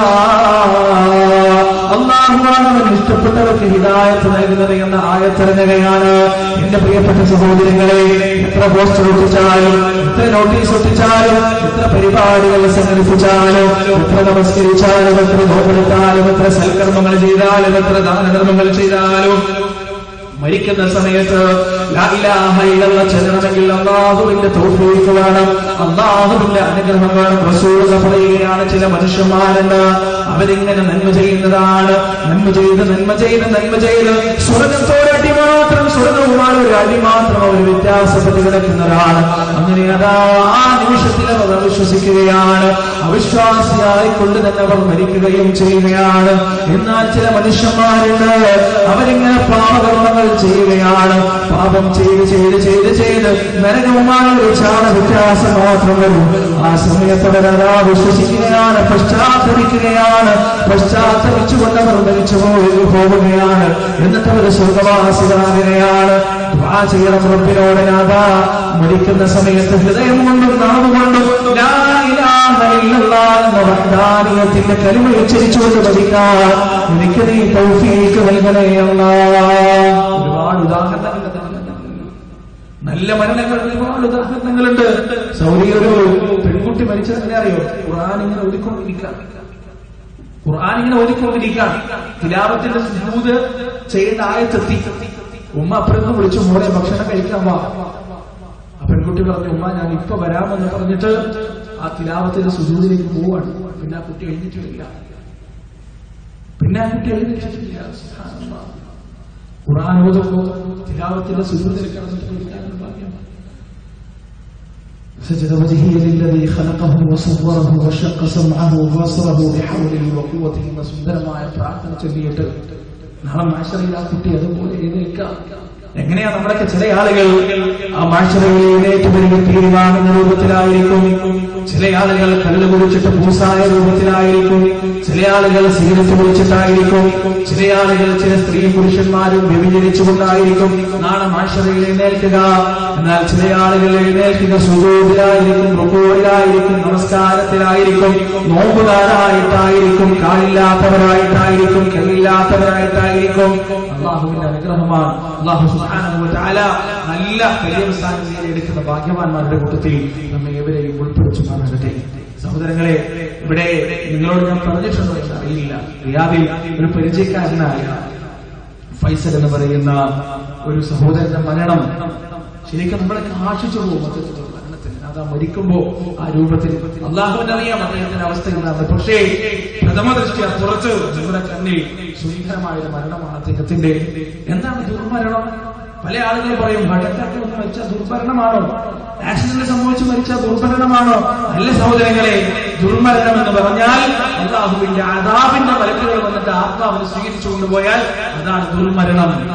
അള്ളാഹുവിന്റെ റഹ്മത്തിന്റെ മലക്കുകൾ വന്നിട്ടാണ് റൂഹിനെ സ്വീകരിച്ചു കൊണ്ടുപോകുന്നതില്ല, ദുർമരണമല്ല, അത് അനുഗ്രഹീതമായ മരണമാണ്. ഈ മനുഷ്യൻ ആക്സിഡന്റ് സംഭവിച്ചിട്ട് വണ്ടിയുടെ കണ്ണാടിയുടെ ചില്ലിന്റെ സൈഡിലുള്ള കമ്പി വളഞ്ഞു വന്നിട്ട് തലയിലേക്ക് ഇങ്ങനെ കുത്തിക്കഴിഞ്ഞു. ഭാര്യ ഇപ്പുറത്തെ സീറ്റിൽ ഇരിക്കുന്നുണ്ട്, ചെറിയ രണ്ട് മക്കൾ ബേക്കിൽ ഇരിക്കുന്നുണ്ട്. ഈ ഭാര്യ ചെയ്തെന്താണ് സഹോദരങ്ങളെ, ഇനി രക്ഷപ്പെടില്ല എന്ന് അവർക്ക് മനസ്സിലായി. കാരണം ഈ കമ്പി തലയിലേക്ക് ഇങ്ങനെ കുത്തിക്കയറിയിരിക്കാൻ രക്ഷപ്പെടില്ല എന്ന് ഉറപ്പായി. ആ സമയത്ത് ഈ ഭാര്യ ആദർശത്തിൽ അധിഷ്ഠിതമായ ഒരു ജീവിതം എത്രമാത്രം നമ്മെ സഹായിക്കുന്നതിന് ഉദാഹരണമാണ്. ആദർശം പഠിപ്പിച്ചു കൊടുക്കണം ഭാര്യമാർക്ക്, ദീന് പഠിപ്പിച്ചു കൊടുക്കണം. തഹജ്ജുദ് ഇങ്ങനെ എഴുന്നേറ്റ് നിസ്കരിക്കുമ്പോ ഭാര്യ പുറത്തിരുന്ന് കുറുക്കം വലിക്കുന്നതിന് കുറച്ച് വെള്ളം എടുത്ത് കുറഞ്ഞിട്ട് എഴുന്നേൽക്കണം. എഴുന്നേൽക്കാൻ സാധിക്കുന്നില്ലെങ്കിൽ ഉപദേശിക്കണം, നിർബന്ധിക്കാൻ നിവൃത്തിയില്ല. തഹജ്ജുദ് നിസ്കരിക്കാനൊന്നും സുബഹി നിസ്കരിച്ചിട്ടില്ലെങ്കിൽ നിർബന്ധിക്കാം, സുന്നത്തായ കാര്യങ്ങൾക്ക് നിർബന്ധിക്കാൻ നിവൃത്തിയില്ല, പറഞ്ഞിടത്ത് കേട്ടാ ചെയ്യിക്കാത്തുള്ളൂ. സഹോദരങ്ങളെ, ഈ ഭാര്യ ഈ മനുഷ്യന്റെ തലയിങ്ങനെ മടിയിലേക്ക് വെച്ചിട്ട് പറയാണ് ലാ ഇലാഹ ഇല്ലല്ലാഹ് ലാ ഇലാഹ ഇല്ലല്ലാഹ് എന്ന് ആവർത്തിച്ച് പറഞ്ഞു കൊടുക്കുക. സനി മനുഷ്യൻ ഈ രണ്ട് മക്കളെ ഇങ്ങനെ നിലവിളിച്ച് കരയാണ്. അവർക്കൊന്നും പറ്റില്ല, ഒരു പോറല് പോലും ഇല്ല. അങ്ങനെയാണ് അല്ലാഹുവിന്റെ വിധി. അങ്ങനെയാണ്. ഒരേ വാഹനത്തിൽ സഞ്ചരിച്ച ആളുകൾ, ഒരേ ആക്സിഡന്റിൽ പെട്ട ആളുകൾ, അതിൽ ചില ആളുകൾ മരിച്ചിട്ടുണ്ടാവും. ചില ആളുകൾ ഒരു പോറല് പോലും വെക്കാതെ ബാക്കിയായിട്ടുണ്ടാവും. അള്ളാഹുവിന്റെ വിധിയാണ് സഹോദരങ്ങളെ. അള്ളാഹു നിശ്ചയിച്ച ആളുകൾ അവിടെ പോവും, അള്ളാഹു നിശ്ചയിക്കാത്ത ആളുകൾ അവിടെ ബാക്കിയാവും. ഇവിടെ മരണം നിശ്ചയിച്ചത് പിതാവിന്റെതാണ്, ഗ്രഹനാഥന്റെതാണ്. ആ ഗ്രഹനാഥന്റെ മരണത്തെ തടയാൻ ഈ പിഞ്ചു പൈതങ്ങളുടെ കരച്ചിലുകൾക്ക് സാധിച്ചിട്ടില്ല. ഈ ഭാര്യയുടെ മനോവേദനയ്ക്ക് സാധിച്ചിട്ടില്ല. പക്ഷെ അവർ തകർന്നില്ല. മടിയിലേക്ക് തന്നെ ഭർത്താവിന്റെ തലചാച്ചു വെച്ചുകൊണ്ട് പറഞ്ഞു കൊടുക്കാം ലാ ഇലാഹ ഇല്ലല്ലാഹ്. ആവർത്തിച്ച് ലാ ഇലാഹ ഇല്ലല്ലാഹ് അങ്ങനെ പറഞ്ഞു കൊടുക്കുമ്പോ ഈ മനുഷ്യൻ പറയാണ് ലാ ഇലാഹ ഇല്ലല്ലാഹ്. അത് അദ്ദേഹത്തിന്റെ അവസാന വാക്കായിരുന്നു. അദ്ദേഹത്തെ കണ്ടത് ഓർമ്മയുണ്ട്. വലിയ താടി വെച്ചിട്ട് കണ്ടാത്തൊരു ഈമാനിന്റെ ഇസ്സത്തുള്ള ഒരു മനുഷ്യൻ. അല്ലാഹു പരലോകത്ത് അദ്ദേഹത്തിന് സ്വർഗ്ഗം നൽകട്ടെ. എപ്പോഴും അദ്ദേഹത്തിന്റെ പോക്കറ്റിനെ കുറിച്ച് ബുക്ക്ലെറ്റുകൾ ഉണ്ടാകും. സയ്യിദുൽ ഇസ്തിഗ്ഫാറിന്റെതാണ്. اللهم أنت ربي لا إله إلا أنت خلقتني وأنا عبدك وأنا على عهدك ووعدك ما استطعت أعوذ بك من شر ما صنعت أبوء لك بنعمتك علي وأبوء بذنبي فاغفر لي فإنه لا يغفر الذنوب إلا أنت. അള്ളാഹുവിനുള്ള ഒരു പ്രാർത്ഥനയാണ്. ഇത് രാവിലെ ചൊല്ലിയ വൈകുന്നേരം വരെ ഷഹാദത്തില്ലാതെ മരിച്ചു പോകില്ലെന്നാണ്. വൈകുന്നേരം ചൊല്ലിയ രാവിലെ വരെ ഷഹാദത്തില്ലാതെ മരിച്ചു പോകില്ലെന്നാണ്. ഈ മനുഷ്യൻ അദ്ദേഹത്തെ അറിയുന്ന ആളുകൾക്കറിയാം. ഞാനിത് പറയുമ്പോൾ അദ്ദേഹത്തെ അറിയുന്ന പരിചയക്കാരെങ്കിലും ഈ കൂട്ടത്തിലുണ്ടെങ്കിൽ അവരുടെ കണ്ണ് നിറയും. കാരണം അവരോടും അദ്ദേഹം ഒരുപക്ഷെ പറഞ്ഞിട്ടുണ്ടാവും ഇല്ല സയ്യിദുൽ ഇസ്തിഗ്ഫാറിന്റെ കോപ്പി നിങ്ങളെ ചെല്ലൽ പതിവാക്കിയിരുന്നു. അദ്ദേഹത്തിന്റെ ജീവിതത്തിൽ അത് പതിവാക്കിയിട്ടുണ്ടാവും. അതുകൊണ്ടാണ് തകരാതെ ആ ഭാര്യക്ക് അല്ലാഹു സുബ്ഹാനഹു വ തആല അദ്ദേഹത്തിന്റെ മരണത്തിന്റെ സമയത്ത് തസ്ബീഹ് നൽകിയത്. 4 ഭാഗത്തു നിന്ന് പിശാചുക്കൾ വന്നപ്പോഴും ആ ഭാര്യ ആവർത്തിച്ച് ലാ ഇലാഹ ഇല്ലല്ലാഹ് പറഞ്ഞു കൊടുത്തപ്പോ ആ ലാ ഇലാഹ ഇല്ലല്ലാഹ് ഒരു നയാഗ്രാവുള്ള ചാട്ടം പോലെ ആ മനുഷ്യന്റെ മസ്തിഷ്കത്തിലേക്ക് പ്രവേശിക്കുകയും അവിടുന്ന് ലാ ഇലാഹ ഇല്ലല്ലാഹ് എന്ന ഈ പ്രപഞ്ചനാഥന്റെ വഹ്ദാനിയത്ത് ഉച്ചരിച്ചുകൊണ്ട് മരിക്കാനുള്ള തൗഫീഖ് ആ മനുഷ്യൻ അല്ലാഹു നൽകിയതും അതുകൊണ്ടായിരിക്കാം. ജീവിതത്തിലെ പ്രവർത്തനങ്ങളാണ് നമ്മുടെ അന്ത്യസമയത്ത് നിർണ്ണയിക്കുന്നത്. സഹോദരങ്ങളെ, ഏറ്റവും കൂടുതൽ നമ്മൾ എന്താണ് ചെയ്തത്? അതാണ് അവസാനത്തെ സമയത്ത് നമ്മൾ പറയാ. ഏറ്റവും കൂടുതൽ ഫേസ്ബുക്കിലാണ് നമ്മുടെ സമയം. ആ സമയത്തും നമ്മൾ അത് തന്നെ മരണത്തിന്റെ സമയത്ത് നമ്മുടെ കൈകളും കാലുകളും ഗോഷ്ഠികളും കഴിച്ചുകൊണ്ടിരിക്കും. ഏറ്റവും കൂടുതൽ നമ്മൾ പറഞ്ഞ വാക്ക് തെറിവിളിയാണ് നമ്മുടെ നാവിൽ നിന്ന് വരുന്നത്. ആ മരണത്തിന്റെ സമയത്ത് നമ്മുടെ നാവിൽ തെറിവിളിക്കും. അല്ലാഹു കാത്തുരക്ഷിക്കട്ടെ. ഏറ്റവും കൂടുതൽ നമ്മുടെ നാവുകൾ അദ്കാറുകളുമായിട്ടാണ് സുബ്ഹാനല്ലാഹി വൽഹംദുലില്ലാഹി വലാ ഇലാഹ ഇല്ലല്ലാഹു അല്ലാഹു അക്ബർ എന്ന അദ്കാറിന്റെ പ്രതികളാണ് ഏറ്റവും കൂടുതൽ നമ്മുടെ നാവിൽ ഇങ്ങനെ വിഹരിക്കുന്നത്. മരണത്തിന്റെ സമയത്തും നമ്മുടെ നാവുകൾ അത് തന്നെ മന്ത്രിച്ചുകൊണ്ടിരിക്കും. അല്ലാഹുവിന്റെ തസ്ബീഹും തഹ്ലീലും തക്ബീറും തഹ്മീദുമായി നമ്മുടെ നാവ് മരണത്തിന്റെ സമയത്തും ചലിച്ചുകൊണ്ടിരിക്കും. അതാണ് ഏറ്റവും നല്ല പര്യവസാനം. ദുർമരണവും നല്ല മരണവും നിർണ്ണയിക്കുന്നത് അവിടെയാണ് സഹോദരങ്ങളെ. ചില ആളുകൾ പഠിക്കാൻ നടക്കുമ്പോൾ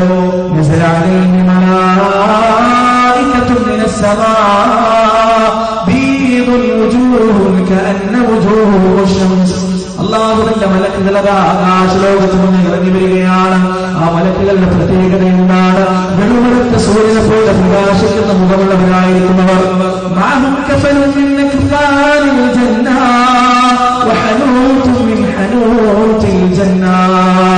സ്വർഗത്തിൽ നിന്നുള്ള കപ്പൻകുടവയൊരു കപ്പൻകുട അവരുടെ കൈകളിൽ ഉണ്ടായിരിക്കും.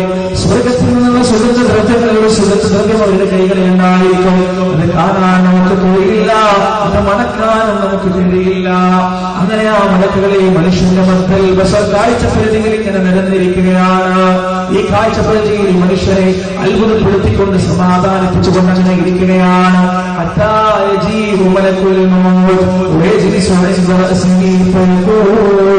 അങ്ങനെ അവസാനം അല്ലാഹു മൗത്തിനെ കൊണ്ട് ഏൽപ്പിക്കപ്പെട്ട മലക്കുകളോട് വരികയാണ്.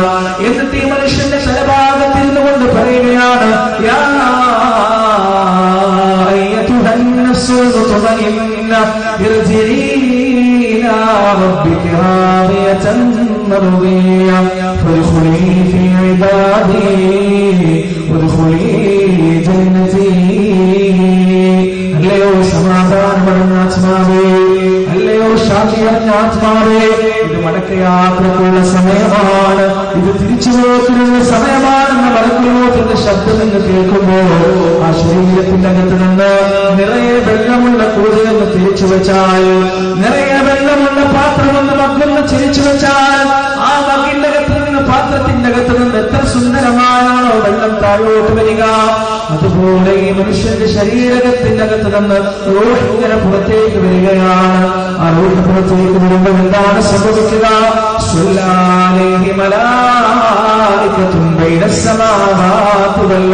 ആകാശഭൂമികൾക്കിടയിലുള്ള മലക്കുകൾ മുഴുവൻ ഈ മനുഷ്യന് നടത്തുകയാണ്. ഈ മനുഷ്യന് വേണ്ടി അല്ലാഹുവിനോട് പാപമോചനം ചേരുകയാണ്.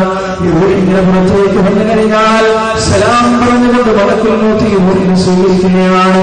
എന്നിട്ട് സ്വർഗത്തിൽ നിന്ന് കൊണ്ടുവന്ന കഫൻ കുടവുകൊണ്ട് ഈ റൂഹിനെ പൊതിയുകയാണ്. സ്വർഗത്തിൽ നിന്ന് കൊണ്ടുവന്ന അത്തരത്തിൽ റൂഹിൽ പൂശുകയാണ്.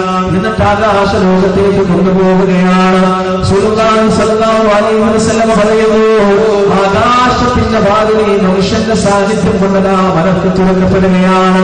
എല്ലാവർക്കും ആകാശത്തിന്റെ വാതിൽ തുറക്കപ്പെടുകയില്ല. അത് പവിത്രമായ ലോകമാണ്, മലക്കുകൾ മാത്രമുള്ള ലോകമാണ്, അല്ലാഹുവിന്റെ അമ്പിയാക്കളുള്ള ലോകമാണ്. ഒന്നാമത്തെ ആകാശത്താണ് ഈസാന്റെ വീട്, രണ്ടാമത്തെ ആകാശത്താണ് ഇദ്രീസ് നബിയുള്ളത്, മൂന്നാമത്തെ ആകാശത്തും നാലാമത്തെ ആകാശത്തും അഞ്ചാമത്തെ ആകാശത്തും ഒരുപാട് അല്ലാഹുവിന്റെ പ്രവാചകന്മാരുണ്ട്. ഏഴാമത്തെ ആകാശത്തിൽ അവിടുത്തെ കഅബയായ ബൈത്തുൽ മഅമൂറിന്റെ പരിസരത്തിലാണ് മഹാനായ ഇബ്രാഹിം അലൈഹിസ്സലാത്തു വസ്സലാം ഉള്ളത്. ദുഷിച്ച ആത്മാക്കൾക്ക് അങ്ങോട്ട് പ്രവേശനം നൽകുകയില്ല. വൃത്തികെട്ട ആത്മാക്കൾ ആകാശലോകത്തേക്ക് പോകുമ്പോ ആകാശത്തിന്റെ വാതിലതാ തടക്കപ്പെടുകയാണ്. ആകാശത്തിന്റെ വാതിൽ അവർക്ക് വേണ്ടി തുറക്കപ്പെടുന്നില്ല. അവർ സ്വർഗത്തിൽ കിടക്കുകയില്ല.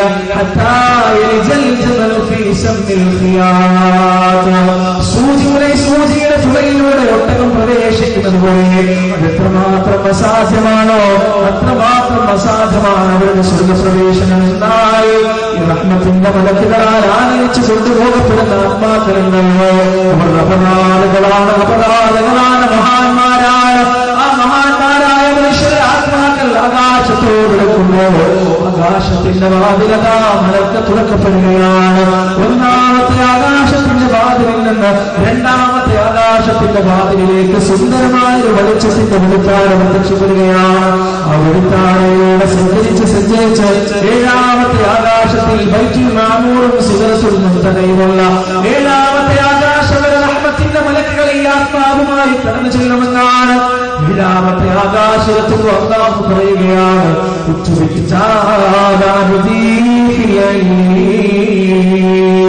എന്റെ അടിമയുടെ ഗ്രന്ഥം എല്ലിയോണിൽ രേഖപ്പെടുത്തി വെക്കണേ. എന്റെ ഇബാദിന്റെ എന്റെ അടിമയുടെ ഗ്രന്ഥം എല്ലിയോണിൽ രേഖപ്പെടുത്തി വെക്കണേ. എല്ലിയോൺ ഒരു കിതാബാണ്, ഒരു ഗ്രന്ഥമാണ്. ആ ഗ്രന്ഥത്തിലാണ് പ്രവാചകന്മാരുടെ പേരുകളുള്ളത്. അമ്പിയാക്കളായ ഔലിയാക്കളായ ശുഹദാക്കളായ സാലിഹീങ്ങളായ മനുഷ്യരുടെ പേരുകൾ മുഴുവനുമുള്ളത് എല്ലിയോണിലാണ്. ആ എല്ലിയോണിൽ ഈ മനുഷ്യന്റെ പേരെഴുതി വെച്ചുകൊണ്ട് മലക്കുള്ളതാ ആ റൂഹുമായി ഭൂലോകത്തേക്ക് തിരിച്ചു വരികയാണ്. പിന്നീട് ആ റൂഹ് ഭൂമിയിൽ തന്നെയാണ് ഉണ്ടാവുക, ഖബറിലാണ് ഉണ്ടാവുക. എന്നിട്ട് മലക്കുകൾ കാത്തു നിൽക്കുമെന്നാണ്. ആ മനുഷ്യന്റെ ശരീരം ഖബറടക്കുന്നതുവരെ, ആ മനുഷ്യന്റെ ശരീരം ഖബറടക്കി കഴിഞ്ഞാൽ ഖബറിലേക്ക് ആ റൂഹിനെ ഉപേക്ഷിച്ചുകൊണ്ട് മലക്കുകൾ തിരിച്ചു പോകുമെന്നാണ്. എന്നിട്ട് ആ ഖബറിൽ നിന്ന് ചോദ്യം ചെയ്യുന്നുണ്ട്. സഹോദരങ്ങളെ, ഇതെല്ലാം അല്ലാഹു സുബ്ഹാനഹു വ തആല റസൂലിന്റെ വഹയിലൂടെ നമുക്ക് പഠിപ്പിച്ചു തന്ന അദൃശ്യമായ സംശയത്തിന്റെ ഒരു ചെറിയ കണിക നമ്മുടെ മനസ്സിൽ വരുന്നുണ്ടെങ്കിൽ സഹോദരങ്ങളെ, നമ്മുടെ ഈമാനിൽ കുഴപ്പമില്ല എന്നാണ് അർത്ഥം.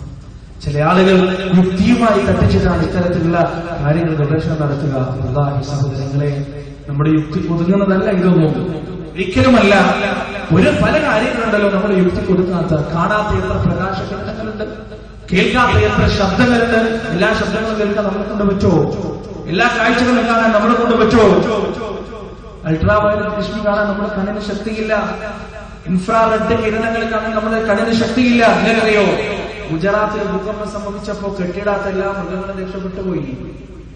കേട്ടിട്ടുണ്ടോ? ഗുജറാത്തിൽ ഭൂകമ്പം സംഭവിച്ചപ്പോ കെട്ടിടാത്ത എല്ലാ മൃഗങ്ങളും രക്ഷപ്പെട്ടു പോയി. എന്താ സംഭവം? ഭൂകമ്പം സംഭവിക്കുന്നതിന് മുമ്പ് ഭൂമിക്കടിയിൽ അതിഭയാനകമായ ശബ്ദം ഉണ്ടാവും. ടെക്ടോണിക് പ്ലേറ്റുകൾ അങ്ങോട്ടും ഇങ്ങോട്ടും നീങ്ങി ഞെരങ്ങി മാറുന്നതിന്റെ ഭയാനകമായ ശബ്ദം. അത് കേൾക്കാൻ മനുഷ്യന്റെ ചെവിക്ക് കഴിയില്ല. മനുഷ്യന് ചെവിക്ക് അത് കേൾക്കാനുള്ള ശക്തിയില്ല. അതുകൊണ്ട് മനുഷ്യനെ അറിഞ്ഞിട്ടില്ല. മനുഷ്യനിങ്ങനെ ജോലി ചെയ്യായിരുന്നു, നാളത്തേക്ക് വേണ്ടിയുള്ള ഭക്ഷണം ഉണ്ടാക്കിയൊക്കെ ആയിരുന്നു. ആ സമയത്താണ് ഭൂമിയിൽ ഇരിക്കുന്നത്. മൃഗങ്ങളൊക്കെ രക്ഷപ്പെട്ടു. അള്ളാഹു അവർക്കത് കേൾക്കാനുള്ള ശക്തി കൊടുത്തു, ഘ്രാണശക്തി കൊടുത്തു. മനുഷ്യന് അത് കൊടുത്തിട്ടില്ല. നമ്മൾ കേൾക്കാത്ത ശബ്ദം ഇല്ല എന്ന് പറയാൻ കഴിയോ? ഉണ്ട്. നമ്മൾ കേൾക്കാത്ത ശബ്ദമുണ്ട്, കാണാത്ത പ്രകാശങ്ങളുമുണ്ട്.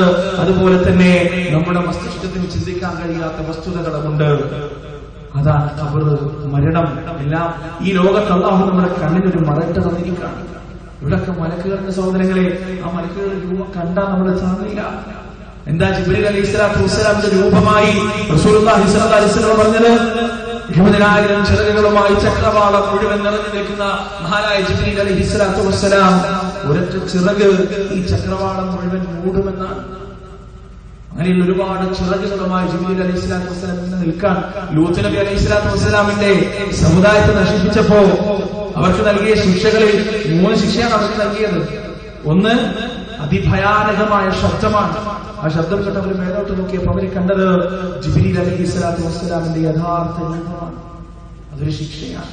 പക്ഷേ അല്ലാഹു നമ്മുടെ കണ്ണിനെ മറയിട്ട് തന്നിരിക്കുകയാണ്. മനുഷ്യനെ താങ്ങില്ല എല്ലാ കാഴ്ചകളും ഈ ഭൂമിക്ക് താങ്ങില്ല. മൂസാ നബി അലൈഹിസ്സലാത്തു വസ്സലാം അല്ലാഹനെ കാണണമെന്ന് പറഞ്ഞു. അല്ലാഹ് പറഞ്ഞു, ആ മലക്ക് മുകളിലേക്കൊന്ന് നോക്കിക്കോ, ആ മല അവിടെ തന്നെ നിൽക്കുകയാണെങ്കിൽ നിനക്കെന്നെ കാണാം.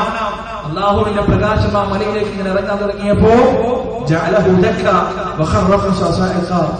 മല ഇങ്ങനെ തവിട് പൊടിയായി പോയി. മൂസാ നബി ബോധം കെട്ടുപോണു. മലക്ക് താങ്ങാൻ, പർവ്വതത്തിന് താങ്ങാൻ കഴിഞ്ഞിട്ടില്ല. അല്ലാഹുവിന്റെ പ്രകാശം നിസ്സാരമാണ് ഈ ഭൂമി. ഇവിടുത്തെ കാഴ്ചകൾ പോലും താങ്ങാൻ നമ്മളെ കൊണ്ട് കഴിയില്ല. പക്ഷേ ആ മലകൾ മുഴുവൻ എടുത്തു കളയപ്പെടുന്ന ഒരു ദിവസമുണ്ട്.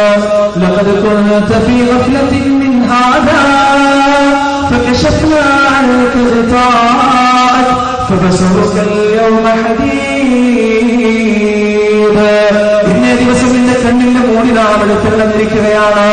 നിന്റെ കണ്ണിന്റെ മടനാം എടുത്തു കളഞ്ഞിരിക്കുകയാണ്. അതുകൊണ്ട് നിന്റെ കാഴ്ച മൂർച്ചയുള്ളതായിരിക്കും. ഇന്ന് നിന്റെ കാഴ്ചയും കേൾവിയും മൂർച്ചയുള്ളതാണ്. മരിക്കാൻ കിടക്കുമ്പോൾ അല്ലാഹു നമ്മുടെ കണ്ണിന്റെ മറയങ്ങ് നീക്കുകയാണ്. മലക്കുകളെ കാണുകയാണ്. അല്ലാഹുവിന്റെ അദാബ് കാണുകയാണ്. ഭയാനകന്മാരായ അദാബിന്റെ മലക്കുകളെ കാണുകയാണ്. നരകത്തിന്റെ രംഗങ്ങൾ കാണുകയാണ്. ഖബറിൽ കിടക്കുമ്പോൾ മൂടിയില്ല സഹോദരങ്ങളെ. അല്ലാഹു നൽകിയ അനുഗ്രഹത്തിന്റെ മറ നമ്മുടെ കണ്ണുകൾക്കില്ല. അലൈഹിമുസ്സലാമിനെ വന്നു നിൽക്കുമോ ആ മലക്കുകളുടെ യഥാർത്ഥ രൂപം നമ്മൾ എങ്ങനെ കാണുകയാണ്? പതറിപ്പോകും ഏത് മനുഷ്യരുമെന്നാൽ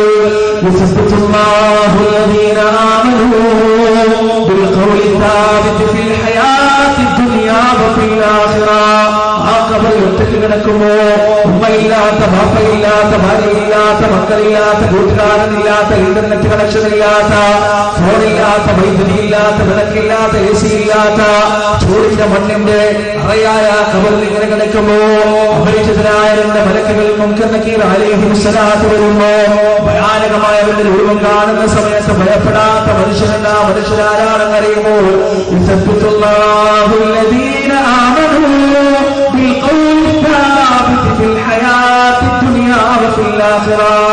അല്ലാഹുവിന്റെ കലിമത്തിൽ ഉറച്ചു നിന്നവരാണ്. നാഥന്റെ കലിമത്തിൽ ഉറച്ചു നിന്നവരാണ്. ജീവിതത്തിൽ എന്തെങ്കിലും പ്രയാസങ്ങൾ ഉണ്ടാകുമ്പോഴും എന്തെങ്കിലും ബുദ്ധിമുട്ടുകൾ ഉണ്ടാകുമ്പോഴും അല്ലാഹുവിന്റെ മുന്നിൽ മാത്രം സങ്കടം പറഞ്ഞവരാണ്. ലാ ഇലാഹ ഇല്ലല്ലാഹ് പ്രണയം വെക്കാത്തവരാണ്. ഈ മുൻകർ നക്കീർ ചോദ്യങ്ങൾ ചോദിക്കുന്ന സമയത്ത് ഈ മുഅ്മിനീനതാ മറുപടി പറയുകയാണ്. അല്ലാഹു റബ്ബി വഇസ്ലാമു ദീനി. അല്ലാഹുവാണ് എന്റെ രക്ഷിതാവ്, ഇസ്ലാമാണ് എന്റെ അവലംബനം, പരിശുദ്ധ ഖുർആനെയാണ് ഞാൻ എന്റെ മാതൃകയാക്കിയത് എന്നോരോ മറുപടികളും ഇങ്ങനെ പറയുകയാണ്. അവസാനമാ മലക്കുകൾ പറയുകയാണ്, പുതുമണമാണ് ഉറങ്ങുന്നത് പോലെ നിങ്ങൾ ഉറങ്ങിക്കൊള്ളുക. സഹോദരന്മാരെ, റസൂലുള്ളാഹി സ്വല്ലല്ലാഹു അലൈഹി വസല്ലം പറയുകയാണ്, നല്ല മനുഷ്യന്മാർ മരിക്കുമ്പോൾ അവരുടെ നെറ്റിത്തടത്തിൽ വിയർപ്പിന്റെ തുള്ളികൾ ഉണ്ടായിരിക്കും. എന്താണ് ആ വിയർപ്പിന്റെ തുള്ളിയുടെ അർത്ഥമെന്നറിയുമോ?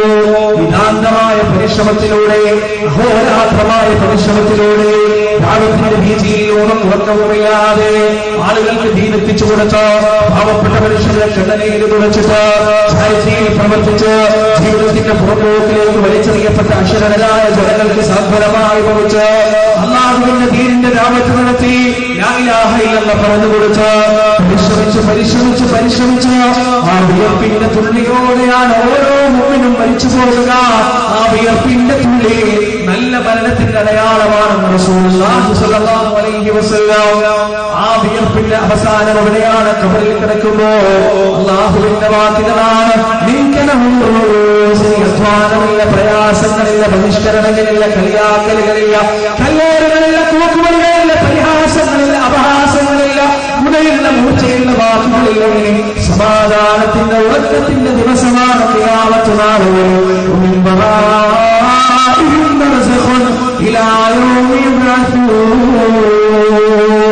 ഉയർത്തെഴുന്നേൽപ്പിന്റെ നാളെ വരെ ബർസഖിയായ ജീവിതം അവരെ കാത്തിരിക്കുന്നുണ്ട്. ആ ജീവിതം ഒറ്റയുടെ വീടായ, ഇരട്ടിന്റെ വീടായ ഖബർ. സഹോദരങ്ങളെ, ആഴ്ചയിൽ ഒരിക്കലെങ്കിലും ആ ഖബർസ്ഥാനിലേക്കൊന്ന് പോയിട്ട് അവിടെ ഒന്ന് സന്ദർശിച്ച് മരണത്തെക്കുറിച്ച് ഓർമ്മ പുതുക്കാൻ നമുക്ക് കഴിയണം സഹോദരങ്ങളെ. പക്ഷേ 2-3 ദിവസം മുമ്പ് ഒരു വീഡിയോ കണ്ട് ഖബർസ്ഥാനിൽ രക്ഷയില്ലാന്നാണ്. നിങ്ങളൊക്കെ കണ്ടിട്ടുണ്ടാവും. ആ ഖബർസ്ഥാനിൽ വെടിവഴിപാട് നടത്താൻ, ഖബർസ്ഥാനിലെ വെടിവഴിപാട് നടത്താൻ, ഖബറിൽ ഇങ്ങനെ ശരിക്ക് കാണാം. അതിന്റെ അപ്പുറത്ത് ഇങ്ങനെ ചടക്കം പൊട്ടിച്ചിട്ട് ആളുകൾ സുബ്ഹാനല്ലാഹ് പടക്കം പൊട്ടിച്ചിട്ട്. റസൂൽ പറഞ്ഞതറിയോ? ഖബറ് കണ്ടാൽ നിങ്ങൾക്ക് മരണത്തിന് ഓർമ്മ വരുന്നതാണ്. ഇന്ന് ഖബർസ്ഥാനിൽ പോയിട്ട് ആളുകൾ ആഘോഷിക്കാൻ രാത്രി അങ്ങനെ പോയിക്കോ, ജീവനൊന്നും പിടിക്കേണ്ട, ഒന്നും ഉണ്ടാവില്ല. ഉണ്ട്, അവരവരുടെ ലോകത്താണ്, നമ്മൾ നമ്മുടെ ലോകത്താണ് കേട്ടോ. രാത്രിയൊക്കെ കഴിയുമ്പോൾ റസൂൽ അങ്ങനെ പോയിട്ടില്ല. വക്കീലേക്ക് റസൂൽ പോയത് രാത്രിയാണ്. രാത്രി സമയത്ത് ആരും ഉണ്ടാവില്ല. അല്ല പട്ടിയോ പാമ്പൊക്കെ ഉണ്ടോ എന്ന് ശ്രദ്ധിച്ചോ.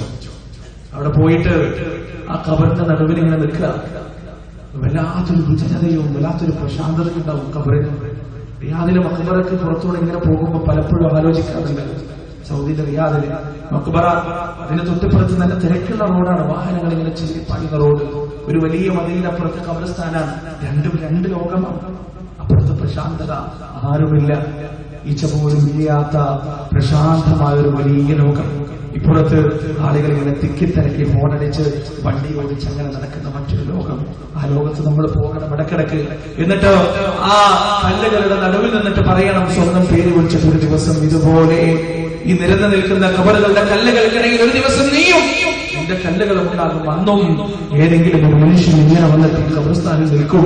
അന്നിങ്ങനെ നോക്കുമ്പോ നിരന്ന് നിൽക്കുന്ന ഒരുപാട് കല്ലുകളിൽ ഒരു കല്ല് മാത്രമായി നീ മാറും എന്ന ഓർമ്മ നമ്മുടെ ജീവിതത്തിൽ ഉണ്ടാകട്ടെ. അല്ലാഹു സുബ്ഹാനഹു വ തആല മരണത്തിന്റെ ഓർമ്മയിലൂടെ നന്നാവാൻ നമുക്ക് ഏവർക്കും തൗഫീഖ് നൽകുമാറാകട്ടെ. സഹോദരങ്ങൾ, ഞാൻ അവസാനിപ്പിക്കുന്നതിന് മുമ്പ് ഒരു ചെറിയ കാര്യം കൂടി. അല്ലാഹു നമുക്ക് നൽകിയ വലിയ അനുഗ്രഹമാണ് ഐക്യം. മുജാഹിദ് പ്രസ്ഥാനത്തിൽ ഏറ്റവും കൂടുതൽ ആഘോഷിച്ച കോഴിക്കോട് ഐക്യമഹാസമ്മേളനത്തിലൊക്കെ പോകുമ്പോൾ സത്യത്തിൽ എന്ത് വലിയ ആഘോഷവും സന്തോഷവുമായിരുന്നു സഹോദരങ്ങളെ. അത് തകർക്കാൻ പിശാചല്ലാതെ മറ്റാരും ശ്രമിക്കുന്നില്ല എന്ന് നിങ്ങൾ അറിയുക. സിഹറിന്റെയും ജിന്നിന്റെയും പേര് പറഞ്ഞിട്ട് എന്തൊക്കെ കാര്യങ്ങൾ നമുക്ക് ഇവിടെ ചർച്ച ചെയ്യാനുണ്ട് സഹോദരങ്ങളെ. ഖുറാഫാത്ത് നാൾക്കുനാളിങ്ങനെ വർദ്ധിച്ചുകൊണ്ടിരിക്കാൻ ആ സമയത്ത് സിഹറും പറഞ്ഞിട്ട് ചില ആളുകളെ സമയം കളയാൻ അത് പണ്ഡിതന്മാർ ചർച്ച ചെയ്ത് തീരുമാനിക്കട്ടെ, അവര് പഠിപ്പിക്കട്ടെ. അല്ലാതെ സാധാരണക്കാരെടുത്തിട്ട് ഹഖീഖത്ത് തഫ്സീർ ഒന്നും അറിയാത്തവല്ല, കിതാബ് വായിക്കാൻ അറിയാത്തവരെ ഇതാണ് പറയാ. ഐക്യം തകർക്കാതിരിക്കുന്ന സഹോദരങ്ങളെ, ഐക്യം തകരുക എന്നുള്ളത് പിശാചിന്റെ ആവശ്യമാണ്. ഐക്യം കൂട്ടിയുറപ്പിക്കുക എന്നുള്ളത് അള്ളാഹുവിന്റെ ഇഷ്ടമാണ്. അള്ളാഹുവിന്റെ ഇഷ്ടത്തിനൊപ്പം നിൽക്കുക, അള്ളാഹുവിന്റെ ഹിസ്ബുകളായി മാറുക. ഞങ്ങളുടെ ഹൃദയങ്ങളെ ഒഴിപ്പിക്കണേ അല്ലാഹ്. അള്ളാഹു കേരളത്തിലെ മുസ്ലിം ഉമ്മത്തിനെ മസ്ലഹത്തുണ്ടാക്കണേ അല്ലാഹ്. അവർക്കിടയിൽ ഐക്യവും സമാധാനം ഉണ്ടാക്കണേ അല്ലാഹ്. അള്ളാഹുവെ, മരിക്കുന്നത് വരെ നിന്റെ തീരെ ഉറച്ചു നിൽക്കാൻ ഞങ്ങൾക്ക് നൽകണേ അല്ലാഹ്. മരിക്കുന്ന സമയം ഹൃദയം കൊണ്ടും നാമം കൊണ്ടും ലാ ഇലാഹ ഇല്ലല്ലാഹ് എന്ന വഹ്ദാനിയത്തിന്റെ കലിമ ഉച്ചരിച്ച് മരിക്കാൻ ഞങ്ങൾക്ക് നീ തൗഫീഖ് നൽകണേ അല്ലാഹ്. اللهم اغفر للمؤمنين والمؤمنات والمسلمين والمسلمات الأحياء منهم والأموات إنك مجيب دعوات قاضي الحاجات.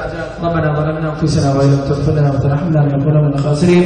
ربنا آتنا في الدنيا حسنة وفي الآخرة حسنة وقنا عذاب النار ربنا تقبل منا إنك أنت السميع العليم وتب علينا إنك أنت التواب الرحيم وصلى الله عليه وعلى آله وصحبه وسلم وآخر دعوانا أن الحمد لله رب العالمين. هذا والله أعلم.